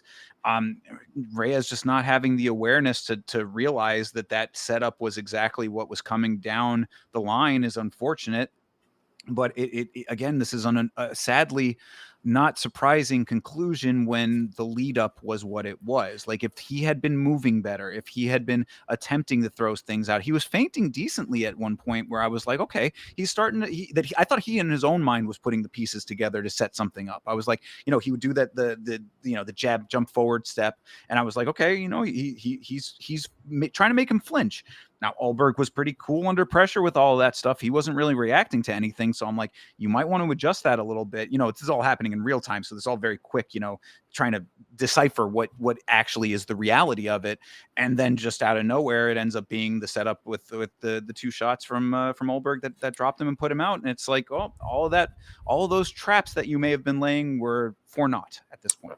I think the last thing that I want to talk about for Ulberg, because really there's not much to talk about in the fight. They did nothing, and then Yeah. he knocks him out. I mean, it was just bang, bang, boom after watching him do nothing for 4 minutes. But anyway, when the press conference came around, I had Henry in the Discord telling me that it's going to be a banger. Press conference is going to be a banger. Carlos Ulberg has so much personality. Well, that press conference was boring. He had plenty of questions that I listened to that were boring. He gets on the fight after a knockout win against somebody who was, great in some regards. Honestly, I think a lot of people tend to like Dominic Reyes just because they hate John Jones, but that's another story for a different day. Carlos Ulberg, though, after a knockout win of somebody on the caliber of Dominic Reyes, had the most boring post fight speech that I've ever like he literally has just no personality at all. Like Henry, I know he loves his guys, and obviously New Zealander is not really an Australian, but either way, don't try to tell me this dude has any personality. It's not his game. It's just not his game at all. He's just bland, boring, cringe, and he can knock out Dominic Reyes. So that's where I'll leave it. I'm not a hater. I do like Carlos Ulberg a little more now that he actually, he did finish him, and like he didn't just point strike for 5 rounds, which was what was gonna annoy me. And so I'm confident that I'll buy into him. Getting a good matchup going forward, but I don't know if I'm necessarily on board with him winning a belt still, but we'll definitely see. Well, yeah, I mean, aside from him, yeah, being rather milk toast in personality, nice guy. I mean, definitely a respectful person, and I'd say one of the good guys of the sport, kind of thing. What? So I don't know if you saw in the Discord. It might have been Didgery Dave because he mentioned something. He was like, I don't know I don't know if it was just me or that interview question or that interview with Carlos Ulberg gave me like a little zesty vibes from him. Yes, it was Didgeridoo Dave. I wasn't going to bring it up, but that is Did, something that he was insinuating. do you know what clip he was talking about? He posted it. It was just the press conference. It was just a random clip. Okay, so the one that I thought he was talking about, there was a clip of an interviewer asking how he got his nickname, the Black Jag. And from what it sounded like, he was maybe a male stripper or a bouncer of some sort. I don't know if those Oh, are two different things in a row, but for some reason it seemed like they were like, he was the Black Jag, he was out there around. Like, I don't know. Like, that's kind of what it sounded like. So that's what I thought Didgeridoo Dave was talking about, but eh, whatever. So I don't. I mean, I listened to his cadence. I think that there is like he has a natural lilt to his voice. So I guess maybe you can infer something from that, there we perhaps. go. There we go, Hydra. I'm sure you guys know he's a former male Okay. stripper. So Okay, there you go. bingo. There we There's the go. answer. Former male stripper. Okay. Well, power to him, I suppose. Then, we live in a very liberated world today. So, uh, I parlayed it into a fight career. I don't know. I don't want to speculate too much on the guy's personal life if it's stuff that he wants to put out into the Well, world. I But didn't mean talk about that stuff. I just wanted to talk about the story of him being a male stripper. Really, oh I well, I thought mean that I mean, congratulations to him. I mean, if he got the physique and you want to do it, then I mean, get that money, brother. How get it where you get in where you fit in, and true. he certainly was able to do that. So, I don't, all of those things. Like I said, I think he seems like a very mild mannered, very nice guy. I certainly wouldn't think that he'd be a big talker, and he's not. So I don't know where Yeah. Henry's getting that from, even with the support of the locals. But I thought he was very gracious in his victory, and had some good things to say about Reyes. And what I was going to leave this conversation on is the fact that we might actually see sometime in the near future Ulberg versus Magomed Ankalaev for the title. Coming soon to a pay-per-view near you. What a world we live in. What is happening? to light Now, heavyweight. the UFC always has a way to sort itself out. Just when you think the division's dead and there's no fights left to make, nope, nope.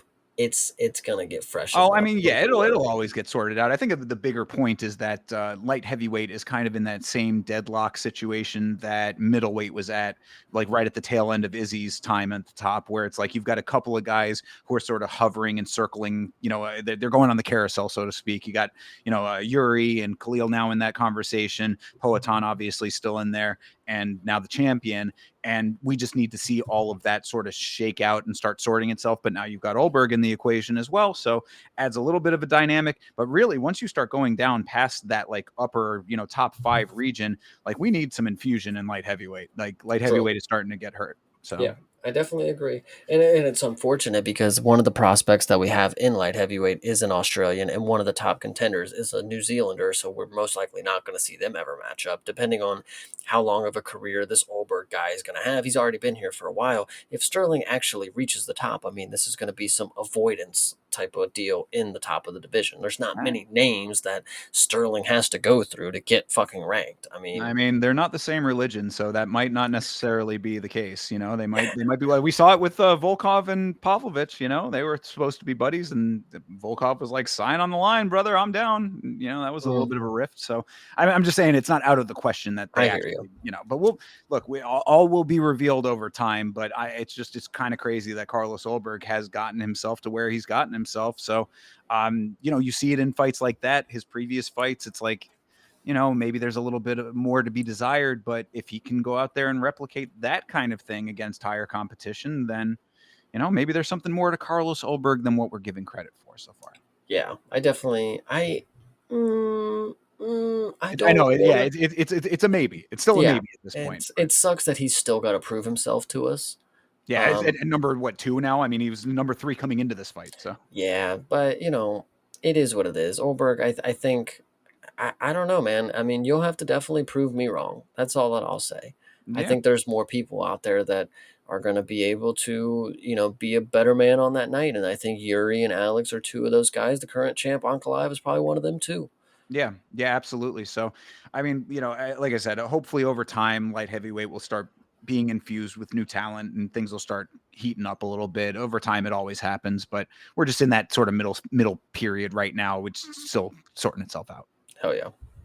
And that will do it for UFC Fight Night, Ulberg versus Reyes. After talking it through, Chase, final thoughts. This was one of the worst. This was It, so bad. yeah, So bad. I always am the guy, and as I said, I was a little cranky watching it, so I do admit that was the case. But I'm usually the one that tries to be a little bit more positive on these cards because I do love watching fights so much. But this one was just not great. Yeah, this was one of the more mid cards that we've seen in quite some time, and we've had a couple of them that have been kind of spotty, and ones where I'm like, oh, the standout performances, but not a great card overall. But this one was just like. Yeah, it's like you said, no fight of the night bonus absolutely warranted. Well, when you go back to the last UFC card that we had too, I mean, it wasn't necessarily the biggest representation of awesome entertainment. It was just the main event that really saved it. We had a really good banger main event for 2 guys that really wanted to win. This one right here, bad card capped off with a fight where a dude just starches him in round 1, and it's like it's somebody that we knew was susceptible to getting starched. So just I don't know, it just hurts. Yeah, yeah. Sometimes it sucks when things go according to plan in that Wow, regard. Hydra did not hate this one. I don't know how big of a hater Hydra is, but if you know me, you know I am one of the biggest, and I'm so good at it. This one sucked. Yeah, right, exactly, and that's why it's like for me to feel the same way. It's like usually got to be pretty bad for me to have that kind of an opinion. So, Hmm. maybe Hydra just the actual hardcore out of the 3 of us. Yeah. Yeah. All right, well, that will do it for that. Let's move on to the upcoming event that everybody is very excited for here. Of course, UFC 320 is Ankalaev versus Pereira 2, the big rematch going on here. Immediate rematch. I'm not a huge fan of those, but what else was going to happen in a situation like this when you have Alex Pereira. One of the really, I'd say, The greatest. credentially, yeah, I really would, and I know a lot of people feel like it's hyperbolic to say that, but I really don't think that it is. If you look at his resume, if you look at the credentials that he has, I would say that as far as light heavyweight and middleweight to an extent, he is up there. So I mean, the one, the only. I mean, he got that as one of the few people that Bruce has announced as the one, the only, and there's a reason for it. So obviously, he was going to get the immediate rematch if he wanted it, which he does. Magomed Ankalaev doing the work that he has been doing over and over again. Do you think anything is going to be different this time around, Chase? I specifically think this is going to be different because, and this actually leads into what I was going to say first. Is like we got to remember, and there's a reason Alex gets the one and the only is because in today's market of superstars, Alex is the closest that we have to a global superstar in the UFC. He is the biggest name. He is the most known guy. His face is recognizable. Shama is recognizable by him. Yes. And why I think that is crucial to note is because going into the fight with Ankalaev, he didn't take it serious. Why would he? Why would he take it serious at all? He's on top of the world. He just walks into this league, knocks people out left and right, gets a belt, gets knocked out, comes back, gets another belt. Why would he ever take it serious at this point? All he does is party. All he does is drive around and do different types of events at different locations. No reason would he be on the top of his game. Not to mention, if you want to, he was quote unquote sick during the fight. I don't know if I believe that one too much. I think he was just taking the night off. I was like, bro, I'm going to fucking win. And if not, who cares? Like I've already completed everything in my life. And I think after, you get into the fight and he ends up losing, it's like, well, maybe this means more than I thought it did. Kind of, you don't know what the circumstances are. I think Alex, with all that context going forward, I think the fight will be different. I think game planning will be different. There's not going to be much takedowns. Ankalaev, everybody talks about, if he can get Alex out. Well, he didn't. And it stayed in the striking. Alex just did not have the striking game plan to win. And I think this time he's going to go ahead and do it. And, 25 minutes for Alex to land a single shot at Hydra. You understand the assignment, dude. All he has to do is be confident and be ready to step forward and blast this dude with a left hook. Or work in those kicks that you're so fucking good at and switch kick this dude just like you did Yuri. I mean, I know Ankalaev is walking forward and it's a lot different than Yuri walking forward, but Alex, you are really fucking good at baiting people with a body. Look, when he leads with the left body strike and he dips in, and then as soon as you think he's dipping in for a body strike and he just brings it up top for the fucking headshot. Like, I mean, it's no different puzzle than any other fight because it's just striking, Alex. You are a two-time Glory kickboxing champion, two-time UFC middleweight and light heavyweight champion. Like, you are the man. You just gotta have some confidence, dude. Like, damn. For all of the reasons that you just listed out are why I think it is going to be exactly the same. And I'll explain. So you say about Ankalaev not taking him down. You are absolutely correct. That did not happen. But the threat was what was going on in Pereira's mind. It's He gone was now, though. okay. I mean, that I guess is going to be the $1 million question if that's the case. But what I saw in that is him very cautious about getting taken down. And that is not something that is going to change. I mean, as far as the caution, now you could say, oh, yeah, he can set up the shots better. Yeah, I'll give you that. I mean, he certainly could let his hands go a lot more than he did in that fight for sure. I mean, but then he is going to be open for the takedown. So, you're playing the same game that you were playing the first go around. If he fights more aggressively, Ankalaev has an answer for that. If he fights with a similar cautiousness, Ankalaev gets the same outcome that he had the first time. And also, you talk about him not taking it seriously. I have seen a whole lot of Pereira and Nina drama hanging out leading up to this fight yet again. So what am I to believe is all I'm saying. Because it's like, oh, if he wasn't taking that one seriously, but he is now, except I'm seeing the same shit that I was seeing before the last fight. I'm definitely not seeing any new footage of him rolling. I'm not seeing any new footage of him with this supposed black belt that he was awarded. So like, I don't, if you are asking me what my thoughts are leading into this, then that is the thought process, is what is going to be different. I mean, you're saying that something's going to be different. We've seen in the past, he has been able to turn a game plan around in a rematch. So there is that. But I mean, I'm going off of the context clues that I've been picking up from all of this lead up. I see no differences. I just remember watching the fight and distinctly thinking like this is not the Alex that I have watched for 5, 6 fights in a row in the last year. Something was not right. He has taken a lot of time off, in between the last fight and getting the rematch. And I would much rather put my chips in somebody who's bona fide Hall of Famer and still in a decent point in their career to get things done. He is 38, but like his physicality and the way that he maneuvers through the sport, he's fine for now. I would put my chips in that basket much more than Ankalaev, and that's just because Alex has proven it to me. It's the same thing with Diego and Jean Silva. I mean, Ankalaev has proven a lot to a lot of people, and yeah, he did beat Alex, but like I'm just gonna bank that something was up and something won't be this time. Fair, and I would like to believe that as well. I think that the legacy that he has created for himself in the small amount of time that he's been in this sport is nothing short of legendary, and this would be a nice way to cap it off. I mean, another reason I am a little bit skeptical of it, him talking about being at the end of the road. I mean, he's very vocal about being close to the end of his career, one way or another. Saying things like, "Oh, I should have started earlier," that type of stuff at this point. uh, I want to believe that if he goes out there and caps this off, that this could be a great way to solidify everything. One big comeback, great knockout gets him right back into the status that he earned for himself over his time in this sport and has been well deserved up until this point. I want to believe it as well. I just feel like what we have seen out of Ankalaev is somebody who, the style is not captivating. It's definitely something that is not setting the world on fire as far as excitement goes, but it is highly effective. He has used it 21 times effectively, gotten a bunch of wins and a belt from it.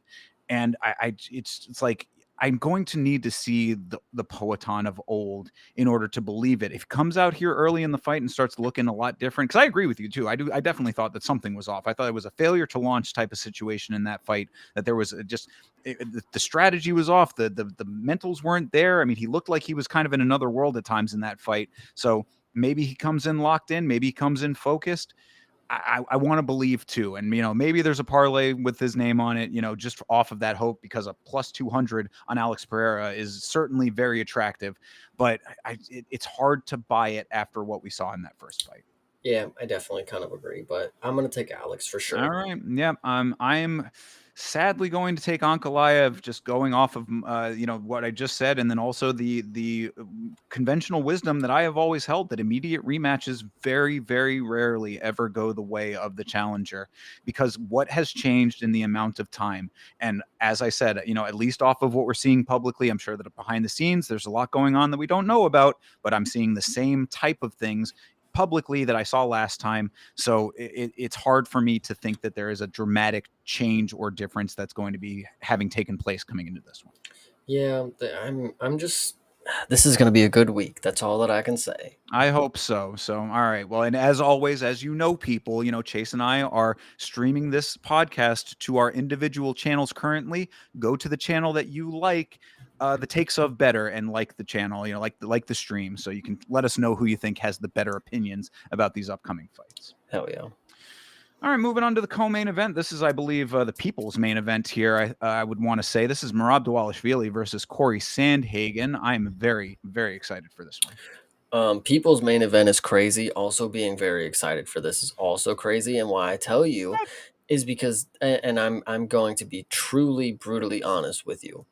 This is going to be 100% the easiest win of Marab's career. I mean, I genuinely don't see how anybody sees anything different after what Umar was able to do to Corey and have him sit in his lap for fucking 25 minutes. 50-45, by the way. And then for what Sugar Sean was unable to do in the striking against Marab. I mean, Corey Sandhagen is nothing like the striker that Sean is. And Corey's just going to be a deer in the headlights. I mean, he's going to literally be standing there ready to set something up and just get taken down because he doesn't know what's happening. What I hate about Corey so much too, and I disliked it when I first saw. Actually, let me stop. I bought into it the first time I saw it.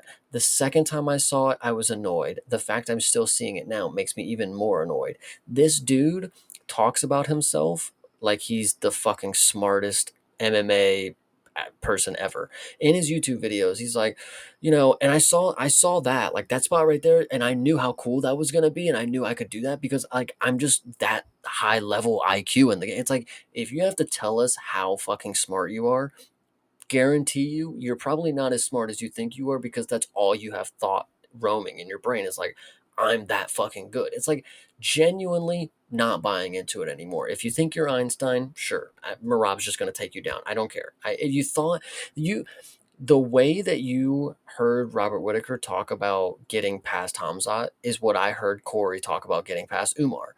I have the plan. I've been training every day for it. I'm gonna be the one to break it. I'm gonna be the dude that makes everybody realize that I'm so fucking smart. I know how to fucking fight in MMA. I know how to grapple. I know how to do this. I'm a fucking third degree black belt. I have all this striking. Well, you lost to Umar 50-45. I think it's fucking hilarious because we're going to see it again. It's going to be so easy. I'm just. Well, the answer to this, though, or at least the response that I would have, is that he did have the wherewithal to get past Umar. The problem is that he is a great defensive wrestler. He is not great with his offense thereafter, at least not in that fight. I mean, like, he was able to get past a lot of what Umar was throwing at him, and that was why I was so upset with that fight, is because he was getting out of a lot of situations that Umar was putting everyone else in easily. He was able to evade them. He just didn't put any offense behind it thereafter. I mean, there was nothing following it. So What was he I will say, supposed to do while he was sitting in Umar's lap? I'm just gonna because that's all I remember from that matchup is Umar would grab him in the waistlock, Corey would fall back into his lap as a sort of like reverse guard pull, and he just sat there. What was he supposed to do? Is nah, but just he would get back to his feet. He got out of the locks like several times in that fight. That was like, because I remember distinctly saying, "Go now, go now, go." You know, what I mean? Like, it's like, yes, you have done the impossible. You have gotten out of the control. Now go. you're selling it perfectly for me right now is Yeah, because no, you're no, gonna be I'm sitting here yeah, I'm watching agreeing with you. Corey going go go go, and Marab's just gonna be Yeah. Oh, yeah, yeah, yeah, every time. absolutely. All No, he's yeah, gonna be doing. right. And that was my ultimate point, is that yes, Corey Sandhagen does have a great fight IQ. He just does not put all of the pieces together in order to make it a well-rounded performance against these guys who have a definitive game plan and utilize it very, very effectively. That's what Marab does. The fact that Corey is even in this fight is a little ridiculous to me. I mean, he's what, like, two wins and a loss, He two and injures one. Vicky, and now he gets a fucking title shot. Like, okay. Yeah, I mean, like, the strength of the resume as far as the most recent times go. I mean, I think, what is he, like, 3-2? I don't even know, but I think this is a prime example of, when people say, like, he's used his mouth to get all the opportunities. I mean, literally, Corey Sandhagen, he's not a big trash talker, but he sells an analytical, opinion that people are like, "Oh, well, maybe he does have a point. Yeah, he could be the one that's gonna fucking do what Peter Yan couldn't, what Sugar Sean can't. He's the only guy that hasn't faced Murat, but like, he literally is not proving in his performances that he deserves a title fight. Like, I don't know. Yeah, Hmm. no, I agree. I mean, I think that Marab is proving time over time that he is the GOAT of this division, and this is just going to be another scalp on the pike. I don't see anything that Corey is bringing to the table that he hasn't seen before already. Yeah, Corey is very tall, he's very lanky, but he doesn't use his range very well. I mean, like, someone had asked me in one of the watch alongs, what's the method of victory for Corey Sandhagen if he is going to win this fight, and all I said was possibly the flying knee that he landed on Frankie Edgar is the only thing I can think of. Some outlandish strike that's going to be coming so far out of left field that it catches Marab off guard. But Marab is so aware; he has some of the best awareness, in there. I would say, aside from maybe when O'Malley caught him, at that one point that you referenced earlier, but generally, I mean, in a more general sense, Marab has a one-track mind. He is going to get his hands on you. He is going to get you to the ground. He's going to hold you down, and he's going to make you look foolish with a smile on his face. That's pretty much what we've seen out of him, and what he's continuing to be able to do against every single opponent that they put in front of him. after he beat Umar, I said I don't think that there's anybody else that he really has to worry about. I know that you think maybe that there's somebody coming up behind that might have a little bit of a better shot than Corey might, but as of right now, I'm not seeing it, and I don't see Corey Sandhagen winning this one either. No, I'm not sold. I won't be ever again. I don't care how cool you think it is to tweet, I'm gonna come and walk out to enter the Sandman, guys. I'm gonna do it. Like, I genuinely don't give a shit, Corey. Like, don't give a fuck. So, I mean, if you're trying to sell me that you're going to win a fight walking out to a Metallica song, I've got news for you, brother. There have been better fighters to do that. So, yeah, no, I think that Merab takes this fairly easily. I think that the minus 400 to his name is warranted. And yeah, like I said, I don't think that there's anybody that can beat Merab at bantamweight right now. I don't see it. I think Merab is the best, and I think he's going to continue to be the best. I think he's going to be in very similar situation to Alexandre Pantoja over there at flyweight, just clearing out a division. I think Marab falls on the spectrum of the the type of star that gets bored with being that good. Marab would be so good and continue to rack up title defenses, but then at a certain point, I mean, what's left for him? He's got to go do something else. He's a wild man. Like, he can't just be beating everybody in the UFC. I mean, I feel like he's got to be going to do more after he's just clearly the best. I don't know. So Yeah, no, perhaps. I mean, time will tell. He's only got a couple more high-level guys in the division, really. I mean, if you think about it, he's beaten a lot of them. I mean, I think short of the Piotr Jan rematch, there's not a whole hell of a lot left for him to prove at bantamweight. there's Malcolm Wellmaker, dude. He's yeah. I mean, if they want to pull one of those kinds of moves and jump him up, I mean, it worked with Khalil. I really, in a legitimate point to that, honestly, because the bantamweight might be a division where jumping somebody up from way lower in the rankings is in the cards after a win like this. If Merab can pull it off, so there might be potential for something like that. Maybe that'll be more exciting and attractive to the champ. But he's got to get through Corey Sandhagen first, and we'll see about the rest thereafter. But I think that Merab, for right now, he is the man for his time and place. 100%. Hydro makes a good point. Yeah, justified weight move up. Yeah, it's definitely going to be him for sure. Yeah, I mean, if he wants to, I also wanted to ask the question: do you think that Merab is going to try to kiss Corey Sandhagen at any time in this fight? I don't think so because Marab actually was he took a liking to Sugar Sean. I don't know, you guys, the beef and stuff was definitely fabricated. Marab obviously didn't hate him because he had a look-alike hang out with him every single day of Sugar Sean. So he clearly was like, little buddy with him. Corey is not going to get any kisses though. No Definitely not. kisses for Corey. Oh, well, that's unfortunate. A loss and no kisses. Hmm.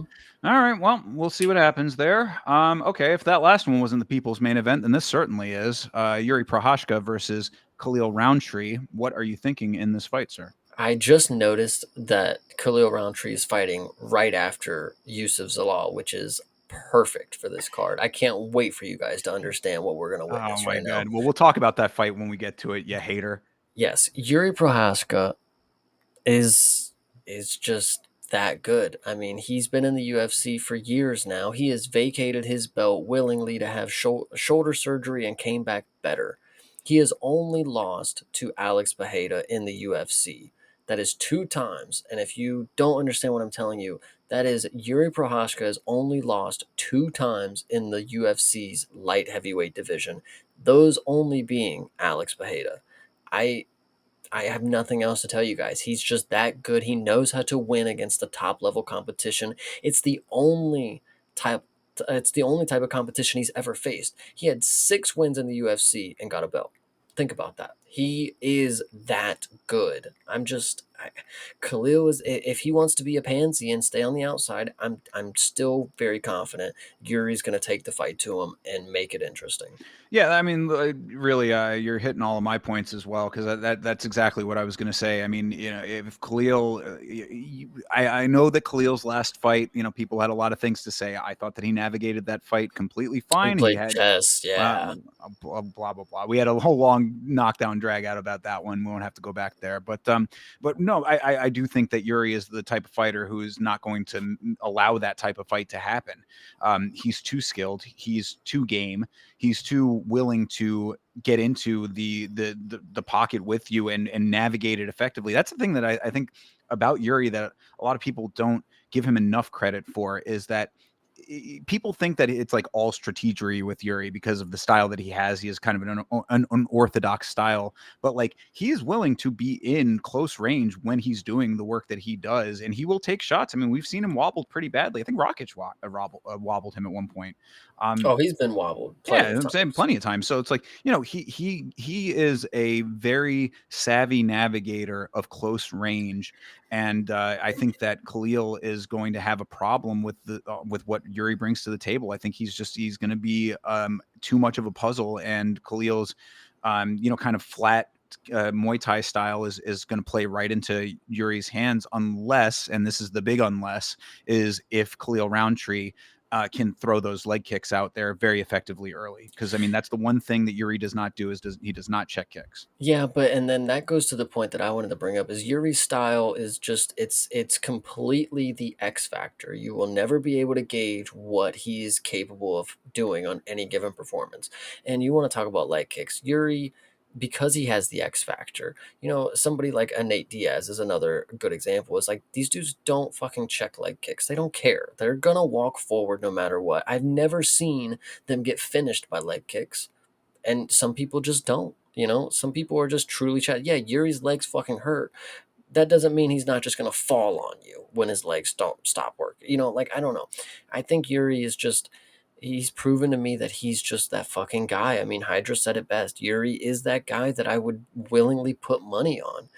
Like, Khalil proved to me last fight that I wouldn't willingly put money that that performance would happen again. Like that wouldn't win me anything. So I don't know. I think Yuri is going to go out here and show some real shit. Your recency bias is astounding for this, considering that Okay, this he is this. knocked out Anthony Smith, dude. It's not the craziest thing ever. He went to a knockdown drag out with Pereira. I mean, that was one of the best Pereira fights that there has been. With Pereira blowing his nose and coughing from illness in the corner. How many times is this guy going to be sick in his fight? I know, but at least with that one, I would admit you watched him blowing his nose and coughing. Ankalaev, I have no actual proof if he was sick or not. I'm just saying he did look off. So Well, whatever the case may be. My point is, though, is that Khalil Roundtree, when you put him in an uncomfortable situation, which Jamal Hill did not, that he rises to the occasion. So that's why I'm very excited about this fight as well. I think Yuri is going to make this one a little bit grimier, not necessarily like clinching wise, but I think that the striking is going to be tit for tat, in a heavy way. I'm not saying that they're going to be pitter patter shots or anything. I think that they're going to be trading shots, and it's really going to be about who can navigate that more strategically. So if you thought that it was a chess match and a poor one with Jamal Hill, I think this is going to be a chess match on steroids. um no fucking chance. No chess with Yuri. I mean, I know he got his master's degree and all that, but this dude throws all of the chips out the table. As soon as the fight starts, you go and you're like, oh, he got his hands up. And then he checks one leg, like, oh, he's checking the legs. Then just literally after he gets punched in the face, he's like, fuck it, what am I doing? I'm Yuri Prohaska. Like, I fight like an idiot. Like I'm a caveman. Like I don't use technique. Like See, and I this is what think I'm trying to say, though. You're making my point right here. I think a lot of people they view this unorthodox style as that. I'm saying that I think that there is more under the surface with Yuri. and Tony Ferguson probably thinks that about those stupid training videos that he posts, but it is what it is. You're putting no stock into sitting in a cabin for 6 days in the dark. There we go. Hydra actually said it. It's a sleep deprivation or a sensory deprivation shed. It's not just Mm. a cabin. There's a specific use to it, and he does it for 3 days. So I don't know. I think Yuri is actually just. I don't know, bro. He's a 4D chess is not really what I would say it as because I'm telling you, there's no thought processes going on there. It's all instinct, and I think that's genuinely the best way to like, when you're fighting. I mean, it's all just got to be locked in. You got to be dialed in to make all those key reads. If you want to call it chess, sure. I mean, it's instinct and I don't know. Yuri's just one of the best at it.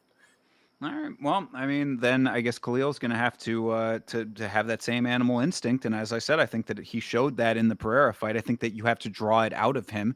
He's not going to go out there and do it just on his own. He's not going to put himself in unnecessarily dangerous situations, which is is what we saw.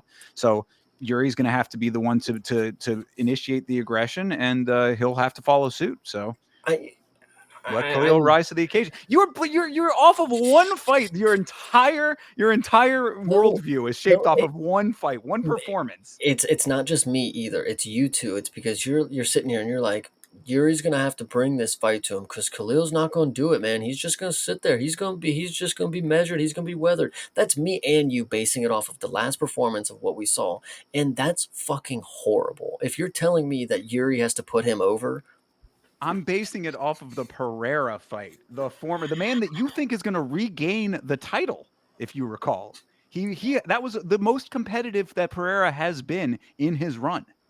You know what I'm saying? That there was I mean, he nobody got else who finished brought. by Izzy, but I mean, I get what you're saying. No, yeah. I mean, on and at light heavyweight. I mean, like he's everything else at light heavyweight has been him setting up. Arguably lost to Jan Blachowicz, but I mean, we'll Yeah, well, continue okay, this. yeah, Continue. fair. Well, so it's okay, but I mean that different style of fight though. It wasn't Khalil Roundtree wasn't on his back. Didn't finish Bruno Silva either, but I will digress with this. I just don't believe putting all the stock into somebody who you will arguably say is somebody that's not going to bring the fight to his opponent. Why would I ever care about that fighter if he's not going to go in there and bring the fucking fight? Like, eh, He rises to the occasion. he needs Yuri to put him over. Is all that I'm hearing. He's only going to be as good as his opponent. So when he starts fighting cans again, when he falls downhill, don't say that he's. I don't know, bro. I just don't see it anymore. When he Ah, was finishing Anthony Smith and he's standing over him ready to drop a hammer fist, it's like, nice. Show that fucking dude, Anthony Smith. Of course you're gonna fucking finish him. I mean, of course he has confidence that he'd finish that guy. Now when Yuri's standing across him, when Jamal Hill is standing across him, and he has all the thought in the world to take 25 minutes to dance around him. I, I just genuinely am just not gonna. That's not gonna be somebody that I would put stock into. all right. Well, we'll And see. speaking of Yes. this next one, All right. Well, we'll see what happens. So I am also going with Yuri Proshko. okay, good. All right. Yes. Now, both of your haterisms in these fights, if on full display here. This is a back-to-back with this. So this is Josh Emmett versus Yusuf Zalal, and unkind things to say about my boy Yusuf Zalal as well. So you think that Josh Emmett is going to be able to find the shot on him? Is that what's going to happen, or you think that Yusuf Zalal is going to expertly navigate on the outside and stay out of the way of the power shots of Josh Emmett? No, this fight brings me no joy. I mean, I genuinely couldn't have picked two dudes that I hate the way they fight more. Yusuf Zalal, yeah, he's going to stand on the outside and do his little thing because he's going to be obviously afraid of the dude who has the most knockdowns in featherweight history, Josh Emmett, whatever the case may be. Josh Emmett has a game plan where he's going to walk straight in a line, throw a right overhand, and miss 400 times. That's going to be this fight. I have nothing else to say. I literally, and I'm telling you this, I will put money on if there was a non-fight of the night award, like the worst fight of the night. I'm telling you, and I'm confidently telling you this because I want you to remember when you come back to this and you're like, I really expected a lot more out of him. Like you're not gonna get it. This is going to be a no finish fight. They're gonna land a total of 102 strikes combined and whiff 70 of them. They're not gonna throw a lot either. It's not gonna be them throwing a bunch of punches and missing. No, they're both gonna stand too measured and too calculated and too worried about each other that they're not gonna fucking throw punches. Josh Emmett, a little less on the scale of being worried about Yusuf Zalal because this dude's fucking harmless. Josh Emmett is just also a caveman who just throws an overhand right. What's funny about that is against Lerone Murphy, I perfectly predicted it as well. It's like this dude only spams overhands. He does nothing else. He has one move that has knocked down so many idiots in the division before that that's what he thinks is going to win him the fight at age 40. He hasn't adopted a new game plan that's going to actually suffice 3 rounds. He doesn't actually work on the fucking skills that are going to make him win fights. I guarantee you're going to watch him walk and walk and walk in a straight line towards Yusuf Zalal while he's doing this. and we're never going to see any fucking connection on the punches. It's going to be horrible. Oh my goodness. Well, that's a whole long rant to say that Yusuf Salal is going to be aware of that and get his back and submit him. That is Hmm. what I am going to say is happening here. I think that you are, again, your recency bias is ridiculous. I think that Yusuf Salal has shown an amazing acumen in the fights previous to the one that you're basing all of this on in Calvin Cater. I think that this dude has a great submission game, and also that he is more game than you're giving him credit for. He was evading a power striker. Josh Emmett, of course, a power striker as well, so there is going to be some evasion. But I'm saying that the game planning for exactly what you just described is exactly why he'll be able to get his back. I mean, and this dude backpacks very quickly. I mean, Yusuf Zalal has a game plan of getting under the shot and then swinging around to the back. And Josh Emmett is not going to be quick enough for that. He does not have the footwork to keep up with Zalal. He So didn't do that against Calvin Cater, and that dude has worse takedown defense than Josh Emmett. So I'm just confused on where you think the confidence is coming from. That Yusuf Zalal is now going to start again. He's going to get back to finishing competition that is at his level because Calvin Cater steps up. This is a dude who's been fucking beat 4 times in a fucking row, and you have some sort of resilience to fighting him like a fucking man. Like, he did that and for one round. He was winning the first 2 rounds. That was the third round. That you're basing it all on the third round. mate, I first it's recency bias based on the fight. Now you're telling me it's recency bias based on the third round. You're gonna tell me that I watched 1 round of Yusuf Zalal running and I've based my entire. I mean, That's what you're telling me. What do you want from you? All mate, of the fights before that. Go down Yusuf Zalal's record since he came back to the it UFC. listen. I could give a shit less about what he's done before because the fact that Calvin Cater is the name that stepped up to the plate and he was terrified to fight him. It's the same thing with Khalil and Jamal. When Jamal Hill stepped up to the plate, Jamal freaking Hill, guys. This dude was terrified to finish him. I know he dropped him like 4 times and kicked his legs out from under him, but why didn't you finish him? If you were so confident that you could and you were so close to doing it, Yusuf Zalal obviously wasn't even close to doing it with Calvin Cater, but if you could, if you could do it before, and you have people like Thinker out there right now who are putting so much stock that you're going to get back to this vintage performance and finish the competition that you did when you got back into the UFC, you're just wrong. He's not going. Listen, I put money again, more bets being placed on Yusuf Zalal's name that there is not going to be another finish in this dude's top 15 ranked career. I'm telling you, he's not that guy. He's just not. I mean, when he doesn't get Emmett down, okay, he's going back to his strike. He's going back to it. He's doing this shit. And it's honestly so fucking annoying to see. Because, and you talk about how game this dude is. Neil Magny is somebody that I would classify as game. Yusuf Zalal. I mean, the last time I seen him fight was a year ago, and he pranced around the ring for 25 minutes. 15 minutes. I'm sorry. It was a 3 rounder. This dude here is not fucking game. I mean, maybe we have 2 different definitions. If you think fighting Josh Emmett makes you game, I got different definitions for you. Well, I mean, I think that he navigates a fight effectively. I think he does what he needs to do to win. Obviously, he was winning that fight against Calvin Cater, or he wouldn't have gotten away with what he was doing. Again, and as I've always said, it is the impetus on the other person to go and get you. If you think that your opponent is running, and I mean, like, and also, so let's say it like that. If running is such a sound strategy that'll just win you the fight automatically, how did Sean Strickland beat Paulo Costa? He was running the entire fight. I've never seen more outside strafing than that fight. You know, Sean Paulo Strickland, Costa won one of the scorecards, right? It was a split decision. whatever he wins. That was a bullshit decision. Then I mean, come Oh, on, well, I mean, regard that's but he ridiculous. navigated it perfectly. According to that judge, he did everything perfect. He navigated Strickland so well. He stayed on the outside. He didn't let Strickland jab, jab, teep, jab, jab, teep. He did everything. The only round he didn't win was the 5th round because Strickland kicked him in the face in the last second. How did Paulo Costa come up with this amazing game plan that 2 other judges did not agree with?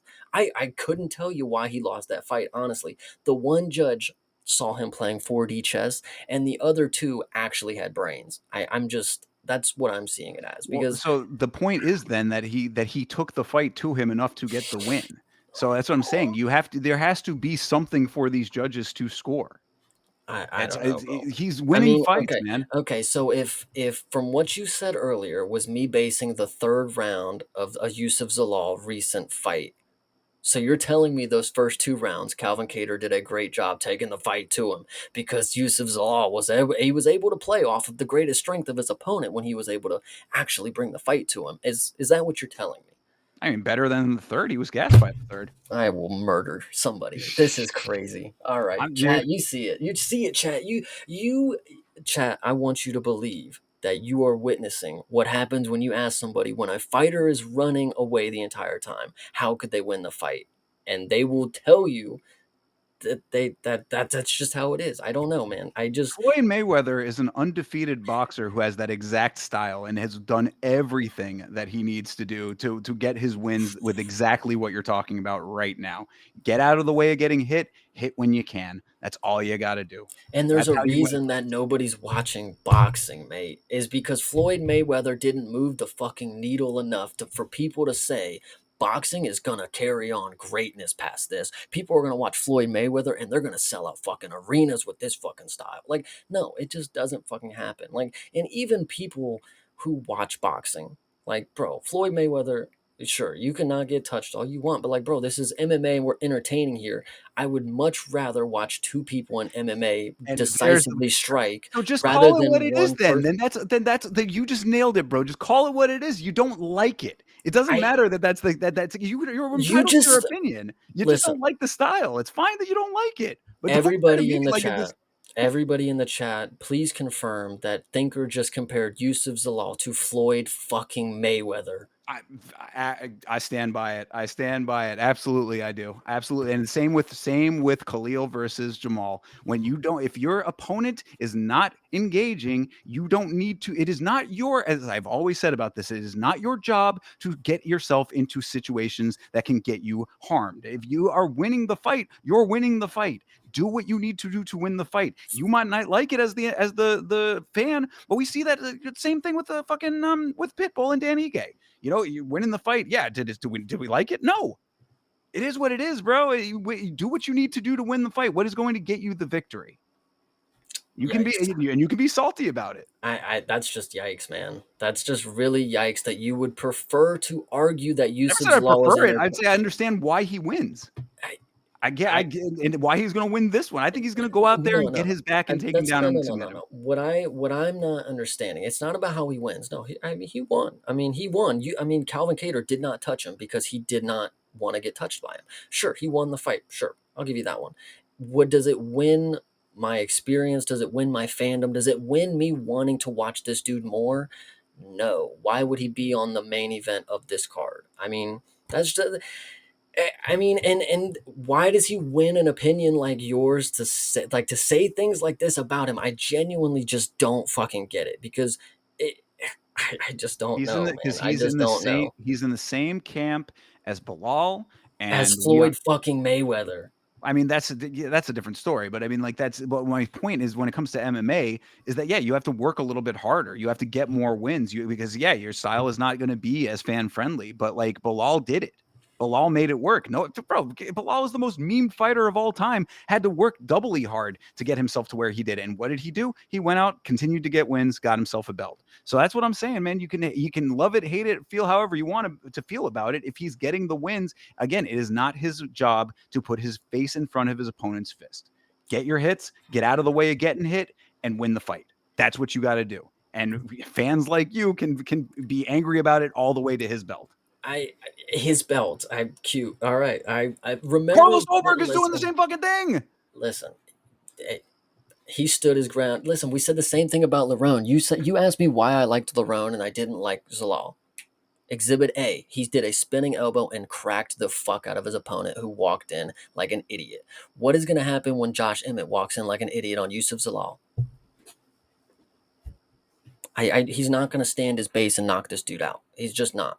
Lerone Murphy at least dropped him too, I'm pretty sure. So, this is these are two different leagues that we're talking about. When you talk about evasive fighters or people who actually will set up the trap, Yusuf Zalal never set up a trap. He never was once willing to engage with the trap. I just, I don't know, bro. You got to be willing to give one and take one in this sport, and that's how you build fans, and that's how you win fights convincingly. And Yusuf Zalal, you had a 3 round fight with Calvin Cater, and I couldn't tell you that you landed a single strike that mattered. That's the problem with this fight style. That's the problem. So Well, then this will be the prime opportunity for Zalal to come in here and put all of this conversation to rest. So I want to see Zalal go out there, get this lovely submission. I'm going to see him backpacking Josh Emmett. He's going to standing rear naked choke him, dude, and this is going to be put to rest. And then I'm going to hear a whole bunch of backtracking from you, and there's still going to be some haterism in there because you just don't like the guy, and that's fine too, brother. It's okay. one, I will never fucking backtrack anything that I say about this dude. Two, when you find the fucking genie bottle that gives you the wish of Yusuf Zalal making an impressive performance, I want the other two wishes to be cancer free and world fucking hunger to be done. Because this dude is genuinely never again. I'm telling you, I cannot wait to stand on this because if he finishes Josh Emmett, I will never jump on the side of Yusuf Zalal. I will continue to hate him forever, but I will accept that he did what I said he was never going to do. But I'm going to tell you he is never going to right now, from this point on, up until the top of the division, if he even makes it further past Josh Emmett, he's not going to finish any of them. He's not going to get a single finish. And you know what a performance that is that doesn't get a finish from Zalal? Go back to Calvin Cater. It's exactly what that is. You are blinded by the fact that he's finished fucking bums in his career, like bums where he had UFC experience already, went out, got more experience, came back, and then finished people who were on their first stint in the UFC who then retire from the sport at age 29.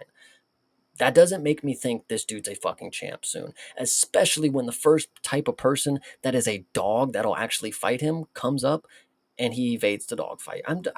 It's just not going to get my opinion changed. This dude's just not a fucking game fighter like I would say people are. All right. Well, then everybody keep the conversation in mind when we Clip are it, chat. on the show. Yeah, exactly. Clip it, Chad. We'll be back, and I want to hear the outcome of all of this when Yusuf Salal it forces you to change your mind. Your mind will be changed one way or another, but I'm going Yusuf Salal in this fight by submission. Clip it. All right. Moving on to the rest of this thing here. Abus Magomedov versus Joey Pfeiffer. Why Joe Pfeiffer is back immediately. Not immediately, but quick enough since his loss is well, no, he won that fight against Kelvin. Kelvin Gastelum. But I mean, either way, I don't think that anybody was clamoring for another Joe Pfeiffer fight. What are you thinking here? Joe Pfeiffer is the way that he fought Kelvin Gastelum after he just fucking knocks him down anytime he wanted and then just decided not to punch anymore for the rest of the fight didn't give me great confidence that he was some sort of fucking killer like we thought he was. I mean, it's Kelvin Gastelum. I mean, mate, he hasn't been finished, but like, dude, you had the opportunity. You knocked him down and you could have just pounced, but whatever. Anyway, decent performance, was very boring. Anyway, Abus Magomedov, somebody who is clearly chinny as shit still. He gets chinned almost every fight that he's in. Bruno Fajeda is another good example. Sean Strickland obviously finished him, which is a fucking pillow-fisted man. Joe Pfeiffer has the ability to walk in here and just flatline Abus in the first round. I don't think it's more complicated than that. I think it's the easiest thing for him to do, set up a combination 1-2, just blast a hook. I don't care. Abus is not somebody that is going to dodge it or, make some crazy read off of it. He's just going to try to eat it with his chin high and figure it out from there. Joe Pfeiffer, great wrestling in his backpack kind of deal. Like he's able to have it when it's necessary, but he doesn't utilize it unless his fucking striking is dog water. And that's the fucking worst part is that Abus is going to make his striking look decent. So Joe Pfeiffer's not going to have to wrestle, but Abus, if he gets rocked, he's going to shoot and then probably not going to get a takedown. I think this is probably the worst for Abus out of all the matchups that he's had recently that I was confident he would win. I don't think this is it. No, he's going to get finished by Pfeiffer, I think. Yeah, I think that I'm in the same camp on this one. I mean, Abus is just a dude who like again, there are like strengths there, but they've never been like stronger than the better man in the evening kind of thing. And I just feel like a lot of the times he's just not that. So it's like he's one of those guys that like he's like a high middle to me, you know, like he will get a win here and there. He will continue to be middle of the road, middle of the pack, but Joey Pfeiffer's probably got a little bit more on him in this matchup specifically, and the striking's definitely going to be better on Pfeiffer's side. So unless Abus is going straight for the double legs and just blasting and really getting him to the ground, like really committing all that he has to keeping him on the ground, I don't see that being the case. And if that's not the case, then I think that Pfeiffer will probably be able to piece him up. What I think is key to note is that Abus Magomedov, and now when I speak of game fighters, I obviously am talking about real killers here. Abus Magomedov is somebody who I would classify as game. He puts himself, knowing he is chinny as hell, knowing that anybody with the slightest amount of power is going to knock him. He is still taking steps and taking competition steps upwards when it comes to devastating strikers. You know, Sean Strickland is a great striker, but he ain't no devastator when it comes to the power. Volume, yes. The fact you get finished by him, that's like the lowest of the low right there. Then you come back and, you know, Bruno Fajeda almost takes your fucking head off and then you submit him. That's a pretty fucking powerful striker right there too, who knocks a lot of people out. Then now you come in here and you got Joe Pfeiffer across from you, arguably the hardest hitter in the UFC history. Francis Ngannou has nothing on him according to this fucking machine. So, what I would just like to say is Abus, he has the confidence that he wants to be the best. I'm going to be the best. I can do it. I know that I can beat the people that are threatening to me. And I think that is what's really key when it comes to a lot of fighters is who are they saying yes to fight against? Is it going to be the first scary option that Dana White offers them? Like you can have Joe Pfeiffer and you know if he takes it good to go. If we're waiting three names down the list and you're in your question you're like why is a Boost fighting such and such? Then you know he's not fucking about it. But the fact that Joe Pfeiffer is a big name when it obviously had to come straight on the desk and Abus had to sign. I think experience is going to be a very key thing for Abus. If he's able to just not get caught in the first round, Joe Pfeiffer, well, these dudes are both going to gas out. I mean, this is going to, if it goes past the first round, I mean, these dudes are going to be slugging it. And I think, oh man, 35 for Abus. This one's a hard one to tell, but I do like Abus, and I feel like I've rode for him for a lot of crucial moments, and I've won some money off of him. So maybe I should be confident in him again. But I think Joe Pfeiffer might just have that. He just might be better enough to do it. I don't know. I mean, that's all that I'm really putting it down to is just I think that Pfeiffer the striking will be the deciding factor here, and it's really going to come down to if Magomedov wants to take it to the ground early. You know, if there's success in the clinch and he can wear him down that way, then maybe there's some later success that could be possible. But I don't think that there's much submission threat in this fight specifically. I mean, Pfeiffer. Oh, whoa, whoa. I mean, comparatively to each other, I don't think they're going to get subs, but individually, I mean, Joe Pfeiffer's got a sub on the Contender Series. A Boost just subbed Bruno Fajeda 2 fights ago. So, you know, Yes, sub on the Contender Series doesn't really say too much to me, and sub over Bruno Fajeda, that speaks a little bit more. I mean, Magomedov does have submission potential in general. I just don't think in this fight specifically he's going to, unless he initiates that as his game plan specifically. what I think is key when it comes to the grappling, I don't think we're going to see it, but if we do, Abus with his in his new style, he leads with the striking, and then when you're tired, that's when he starts using his grappling, and he's really good at this, specifically floating on top position. When he's able to get somebody. You know, in the position where they're on their back and they're flipping to their stomach, and he's threatening the choke. He's able to stay very with a strong base on his feet, so he can land some good ground and pound. And I think if Joe Pfeiffer gets to the ground, a Boost should be able to float over top of him in most of the grappling sequences when we get them. And I think it'll just gas Joe Pfeiffer out even more. I mean, he's just too big for the weight class. He always seems to slow down. He's a front runner type of dude. If he doesn't get the first round finish, I mean, guarantee he's not winning the next 2 rounds unless it's Kelvin Gastelum being terrible. So Yeah, I mean it's possible. It's really just a matter of like I said, I think that Magomedov needs to have that as a solid game plan as opposed to using it as the second option. Mhm. You know, if that's how he wants to go, if he's like, okay, you know, I don't want to stand with this guy, so I need to make sure that I get him to the ground. You know, pick him single leg on the cage. That's a, you know, fine option if he can initiate that early, tire him out a little bit, maybe get him sweaty. That would be a good idea as well. You know, there are options for him on the ground. It's just he has to have that as a definitive modus operandi as opposed to a back pocket thing to me. I think Abus, and I've sold myself now. I think Abus is going to be one of these people that Vegas dangles free money in front of you for. You know, Abus, he's going to be counted out every time he comes to fight. He's going to be the dog because Strickland finished him.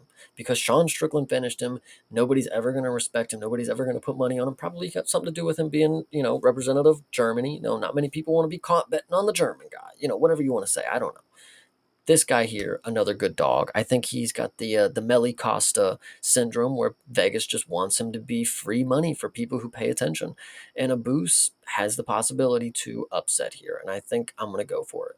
Yeah, fair. I mean, that's fine. I think that if Pfeiffer was able to get a knockdown on Kelvin Gastelum, who has one of the best chins in the game, sad to say, you know, with all of his other issues aside, he is, you know, indestructible chin. I think that as soon as Pfeiffer is able to land a power shot on him, then the course of action is going to change dramatically. So that's why I'm saying, like, if Magomedov starts off with the sole intention of making this a ground fight, then yeah, there is potential down there. He's just going to have to make sure that he makes that happen effectively early. If not, if it's a last resort or a secondary option for him, Pfeiffer is going to be able to pull away with that, and he's got power in his hands, as you said. I mean, I think that there's a lot of potential for that chin to get rocked. If you go back 2 fights for Joe Pfeiffer, maybe three, he had a 5 round main event against Jack Hermanson and lost.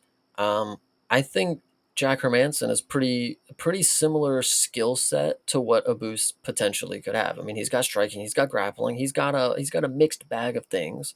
At this point in his career, what do we know of Abus's main?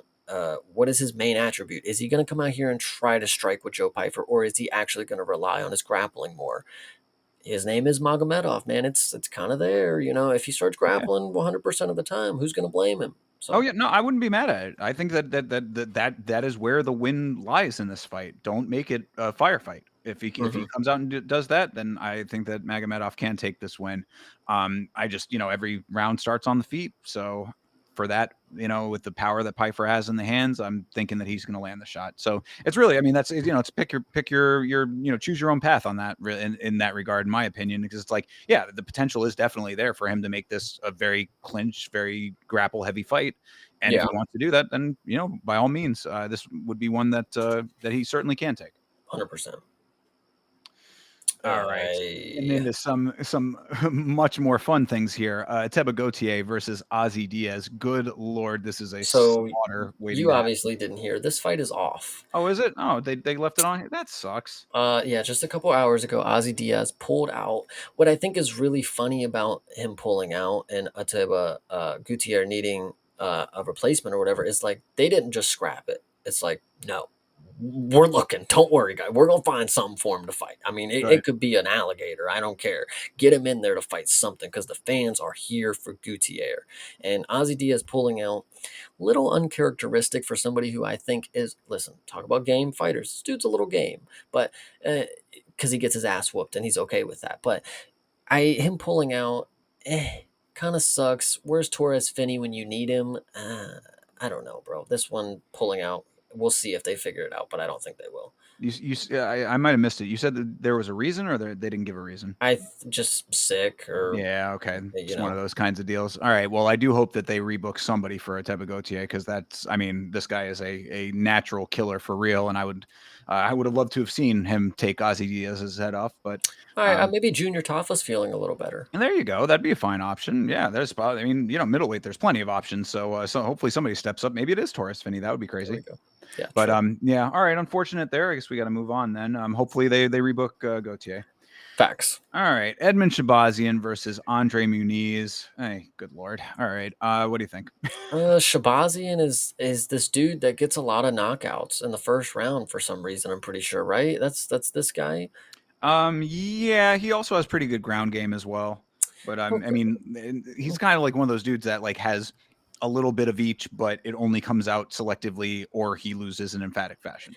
Yeah, Andre Muniz. I mean, who cares, honestly, dude? I'm just Edmund. Go ahead and finish him in the first round. Let's go ahead and get it done. You're 27 too. I mean, the fact that you're not on the radar more for me, something's up. Something's not clicking for me to like actually remember who you are. Like I see your name and I'm like, oh, it's just that guy.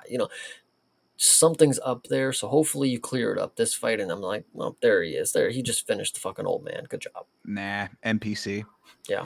But yeah, I think Shabazian takes this one pretty handily. I would suspect for that exact reason. I Hmm. think Muniz is about as middle of the road as they come, and Shabazian is one step above that. But Shabazian has had his own problems, so this would be a nice way for Muniz to make a more of a stamp than the 24 wins would lead one to believe. Oh yeah. All right, excuse me, Chris Gutierrez versus Farid Basharat, one of the Basharat brothers. He is the undefeated Basharat brother. What are you thinking here? I think that I misspoke earlier when I was talking about Josh Emmett and Yusuf Zalal getting the non-fight of the night award. I'm pretty confident that it's going to be this one. Yeah.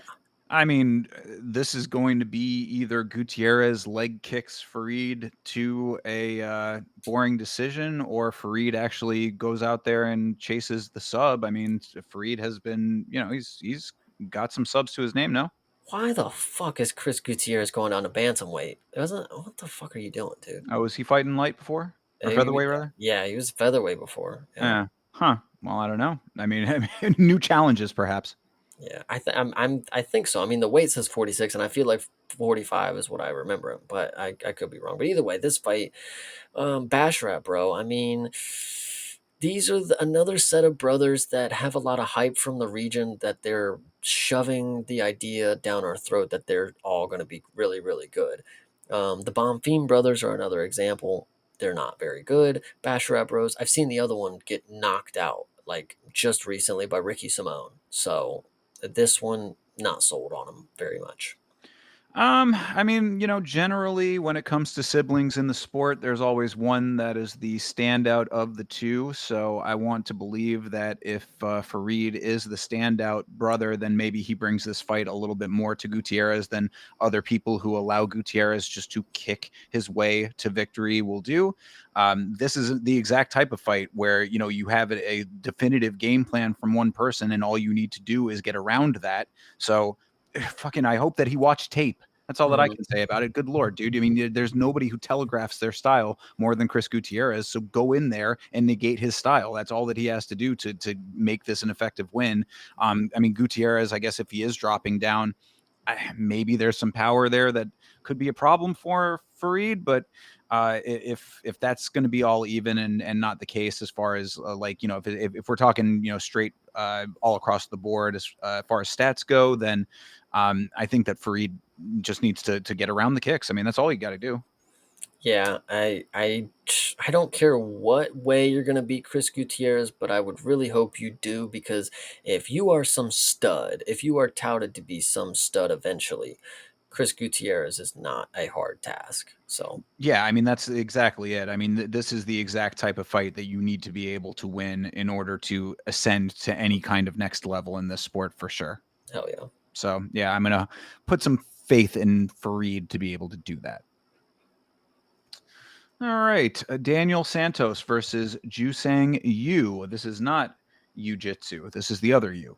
This is the guy that just got no Jekka Saraga. Yeah, okay. This is fuck, what was his name? I'm trying to think. There was a cool nickname he had. I probably just saw it when I clicked Was his it fucking the Korean Mike Tyson? not Korean Tyson. I'm trying to think. They don't even have his fucking name on here, but he was something else. But he was He was a good one. This dude's actually pretty good. I mean, Daniel Santos is probably just going to get mopped. Underdog for Jusang Yu actually is cooking. I kind of like that because this is a guy we don't really know too much about him. In terms of like what he can do in the cage, but I do know that he can flatline somebody. So that's all I need to know. If it's just some random Brazilian clone, I mean, they get knocked out any other day of the week. I might as well get to see one right here. So I'll take Mr. Yu from Korea. Yeah, I like it. I like it as well.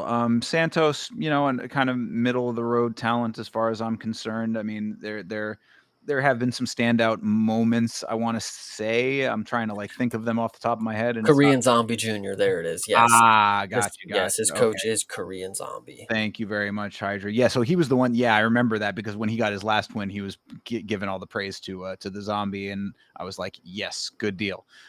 Yeah, well, that's a, fine pedigree to have, and a good person to be learning your craft from. So I actually think at the time we talked about it, living up to want to be the next Korean Zombie. I mean, you should probably reach for a little higher, but it is what it is. So yeah, he'll probably be pretty good.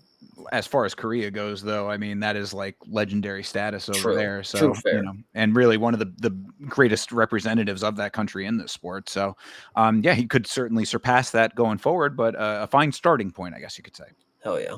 So yeah, so I think that this, yeah, I'm struggling to understand why he is the underdog in this fight. UFC experience. But Mm, we know it doesn't matter unless your name is Neo Magni. So there you go, bingo. So yeah, Jusang Yu, I think that is a, nice underdog pick right there. hell yeah. All right, down into the early prelims, doing my girl Macy Chase on dirty. Macy Chase on versus Yana Santos. I mean, Yana's been around for a very long time. Comes from a fighting family, so to speak, with her husband being Tiago Santos. Both of them, I believe, have had, well, not her, but Tiago has had his, problems with the juice in the past. So there was some speculation that might have cross contaminated into the spousal situation.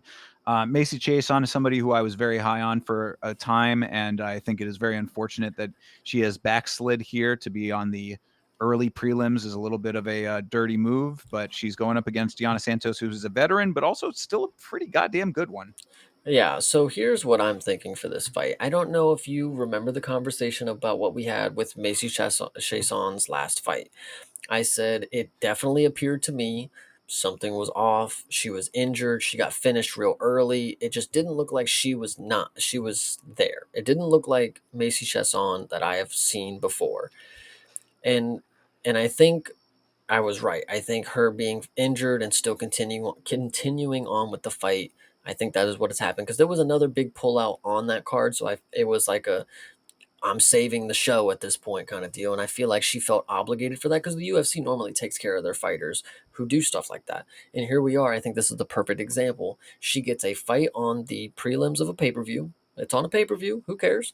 You get a fighter who's on a win streak, who's actually looking pretty good, that you'll get some pretty good stock beating, and it'll keep you in the rankings, keep your name relevant.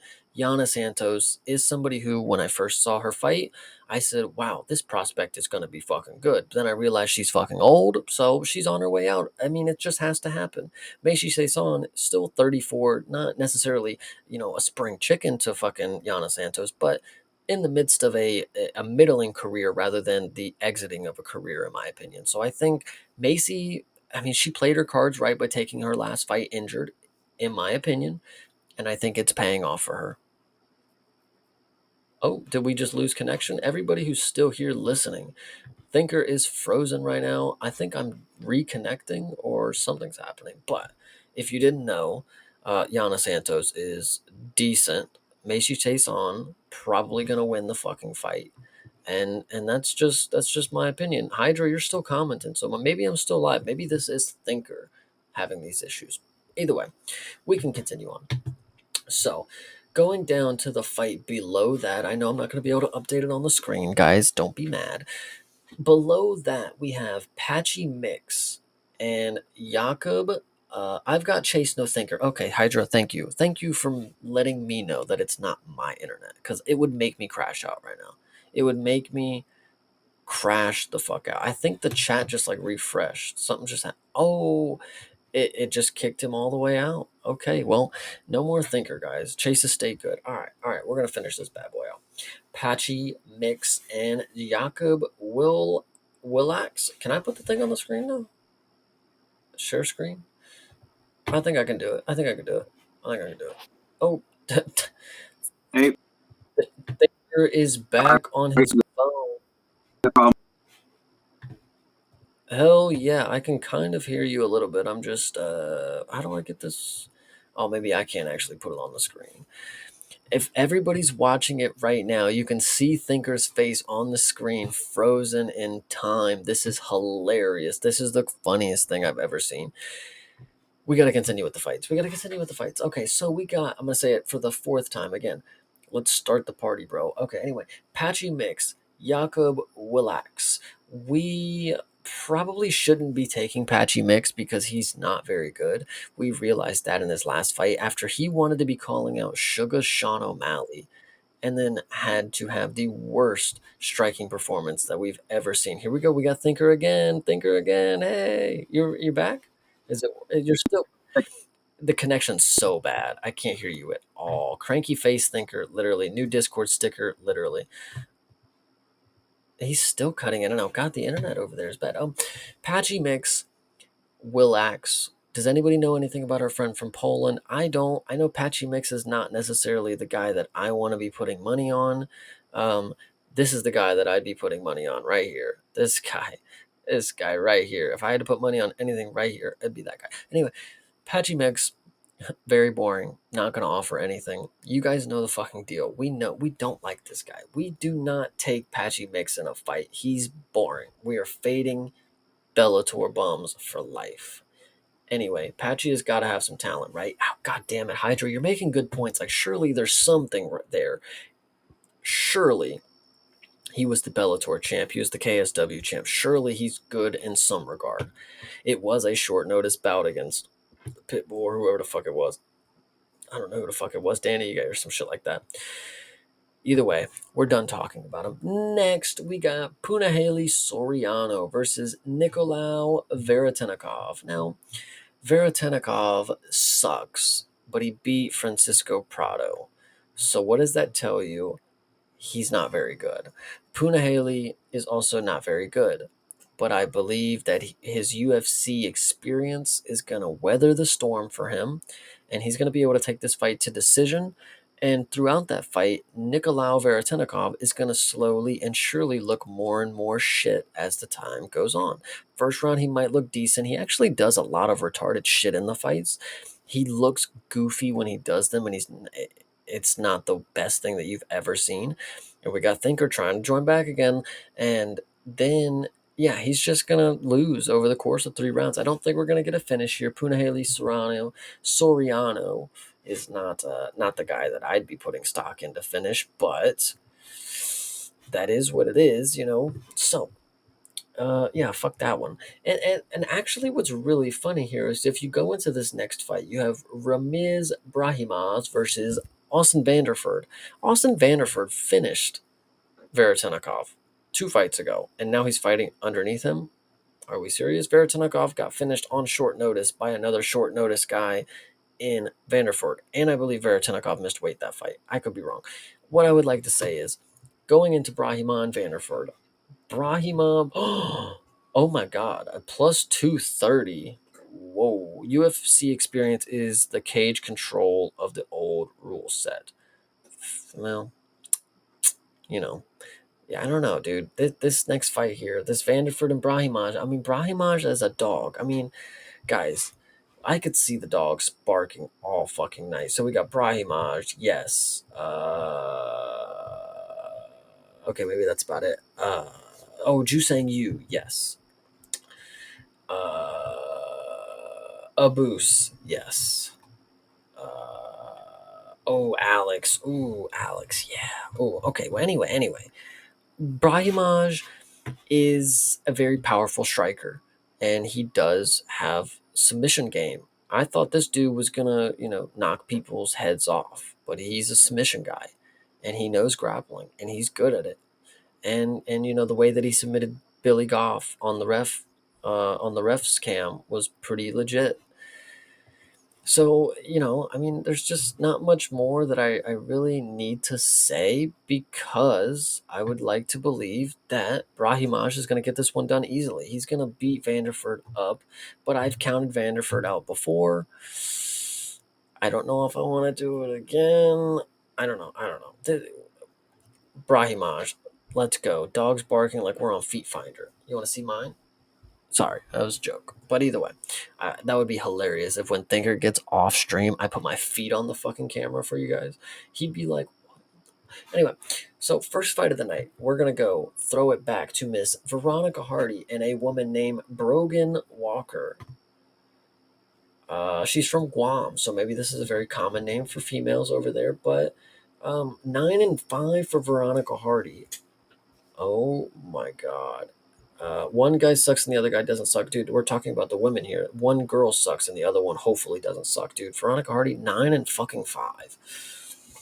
This bitch is just, oh god. How do you guys have records like this? I mean, I can't tell you that I'm excited to see Veronica Hardy, other than the fact that she's gonna be attractive and in the cage. But she kisses her fucking husband before every fight, so it's obviously a big no, red flag. Anyway, will she win this fight? -700 is not something that I'm going to put down on a 9-5 fucking fighter. It's just not going to fucking happen. No fucking chance. But, I mean, I can't tell you guys anything else, you know? I mean, I think that's as easy as I can say it. I mean, no way will I bet on someone who is 9-5. I don't know. As a -700, it just doesn't make sense. She's not somebody that I remember having awesome skills. So, uh, what can you fucking say? I mean, I don't know, dude. Do not covet another man's wife. Hmm. True. Dan is a lucky man. Sure as hell he is. But you know who's going to be lucky? All of us on Saturday night when we get to go over Ankalaev and Pereira 2. We get to watch it live, UFC 320 in the T-Mobile Arena in Las Vegas. Everybody, you guys are awesome for chatting all fucking night. You guys are the best because you kept it fucking official and 100, and you kept us active and you kept us honest and on our toes. And yeah, it was definitely a good time to talk. Obviously love talking with Thinker. When I'm talking about Yusuf Zalal and I'm talking about how boring he is, I do get a little heated. I get in the moment, but sometimes passion, it seeps through. I want to have good fights, and I just don't believe this dude brings on good fights. And now that Thinker's not here, I can have the moment to myself to talk about how bad this dude is. But I'm just kidding. This was awesome to talk about. We had fights from last week. We had the Contender Series. We got Contender Series tomorrow. We got fights coming this Saturday. And if everybody who's here didn't know, you can watch me and Thinker. Oh, okay. He's here for the end conclusion. We're gonna go ahead and wrap it up, unless there's anything you want to cover.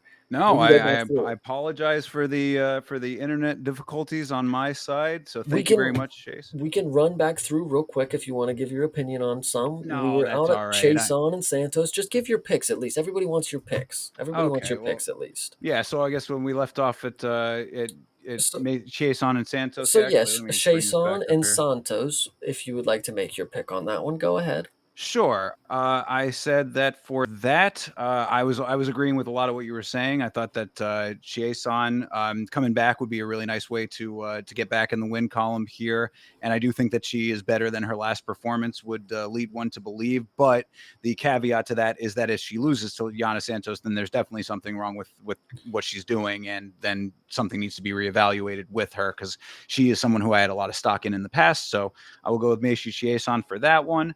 I heard you talking a little bit about Patchy Mix. Do you know who this Wicklax is? Is he a new guy? He definitely should be a new guy, but he is Polish, so you cannot count out that he can strike. He's from Indeed. KSW, so. Okay. Well, I did just watch a KSW card and had some great Oh, enjoyment of that. So I am 100% a liar. This dude cannot strike, it appears. He's only been finished 2 times by TKO or KO, never finished anybody else by KO or TKO, but does have 10 submissions.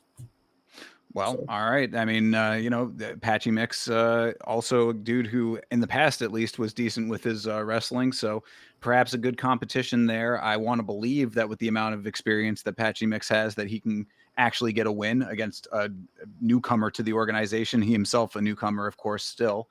But yeah, I mean, tentatively not knowing too much about Micklax. I don't know. Willax, Wicklax, oh yeah. Wicklax, you're right. But yeah, I would say that my guts got to go with Patchy just off of the name recognition of the two.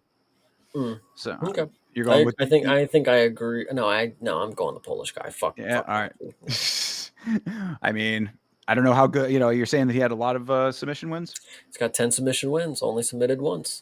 All right. I mean, then it could be a good wrestling exchange because I mean that was where Patchy did his best work in the past, but we shall see. But yeah, no, I mean I'll go with Patchy Mix on that one. Fair. Um, Punahele Soriano versus Nikolai Veretennikov. Oh God, I hope that you brought up all of Veretenikov's past. Yeah, he sucks. Punahele is also not that great though. So if you have anything to add to this one, I am not very excited for this one. It's going to be a decision, I'm thinking. Yeah, probably, and not a great fight. On top of that, yeah, Punahele is one of the lesser Polynesians, unfortunately, and he's not a big guy like the Tafas or Tai. So he's kind of SOL when it comes to that. But Veretennikov really is bad. Got a win recently that was not great, but it was Over against Prado, who's yeah, terrible. So exactly. So it's like terrible versus terrible there. I want to believe that Punahele can win this fight. He needs to win this fight against Veretennikov for Christ's mhm. sake. So I will tentatively side with him on that. Ms. Brahimi versus Austin Vanderford, the guy who beat Veretennikov in the first outing for Vanderford in the organization. Ramiz is a much more powerful striker than Vanderford, but Vanderford is a very good wrestler, so this is a style clash. Gut would be saying Brahimi personally. I said the same thing in this. You said the wrestling will be on Vanderford and Brahimaj, good striker, great grappling. What I remember somebody on Twitter saying, I forget what fight it was about specifically, but they said if you are the better wrestler and you are not the better striker or grappler, you are just going to decide where the fight ends for yourself. So I want to truly believe that Brahimaj will have the advantage everywhere it goes. If he gets sat on his butt, he might have something off his back that you don't know. So we'll Yeah, see. good point. Could very well be. I mean, and also I just think that even though the records are similar, I think that Brahimi being UFC caliber for longer, I think is going to play into his hand. Vanderford is one of those guys that can get a win over Veretennikov. True.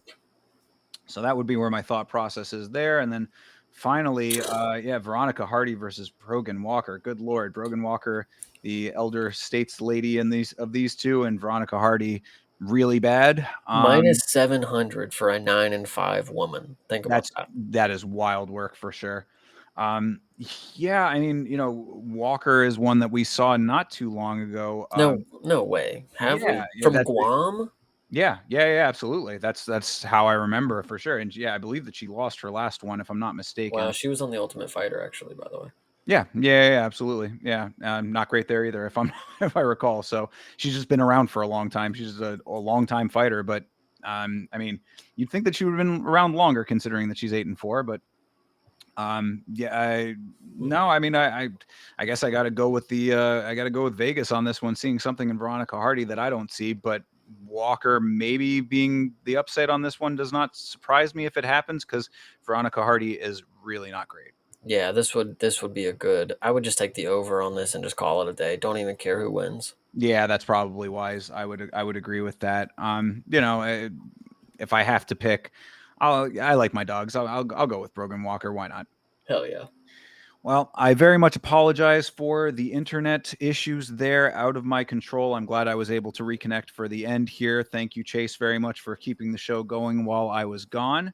Appreciate all of you guys, especially you guys who've been hanging out with us for the entire show. So Hydra and Didgeridoo, you guys are the fucking MVPs of the evening. So thank you very much for that. Thank you to everybody who was in the chat earlier as well. This is obviously a very long episode for us. So appreciate all of the support there. We will be back tomorrow for the Ultimate Fighter. Or at least I will. Are you doing the Ultimate Fighter tomorrow? Contender series. We see Jesus Christ. I don't know why I always do that. Yes, Contender series is tomorrow, and I will be on for that. Will you be? I will also be on for that. All Yes. right. So we will both be doing Contender Series. And then, of course, on Saturday, we will both be live for 320. You can find me at youtube.com/@YamaShow. Chase? They can find me at youtube.com/@CPSmalls. And before we actually go, there's one more thing that's happening between Tuesday and Saturday, if all plans go accordingly. Everybody, on Thursday, me and Thinker St. James are going to be going to the movie theater to catch the latest showing of The Smashing Machine. We Correct. will be planning to go over this Friday early in the afternoon on stream and let you guys know all the details, and of course keep the spoilers to a minimum. But we are excited to go over this the first day that it is happening. So please mark your calendars. We are ready to have you guys talk about The Smashing Machine with us. Like, Absolutely. Yes. Yeah. So a lot of content coming at you this week. We're going to be doing a whole lot. So yes, the Smashing Machine on Friday. Tuesday is the Contender Series. Friday the Smashing Machine. Saturday 320. So keep your eyes open. I might even try to get a small video out about the Vanderlei situation. Perhaps, maybe. We'll nice. see if I can fit that in. But either way, appreciate the support as always. Oh, and also one last thing, very last thing I wanted to mention.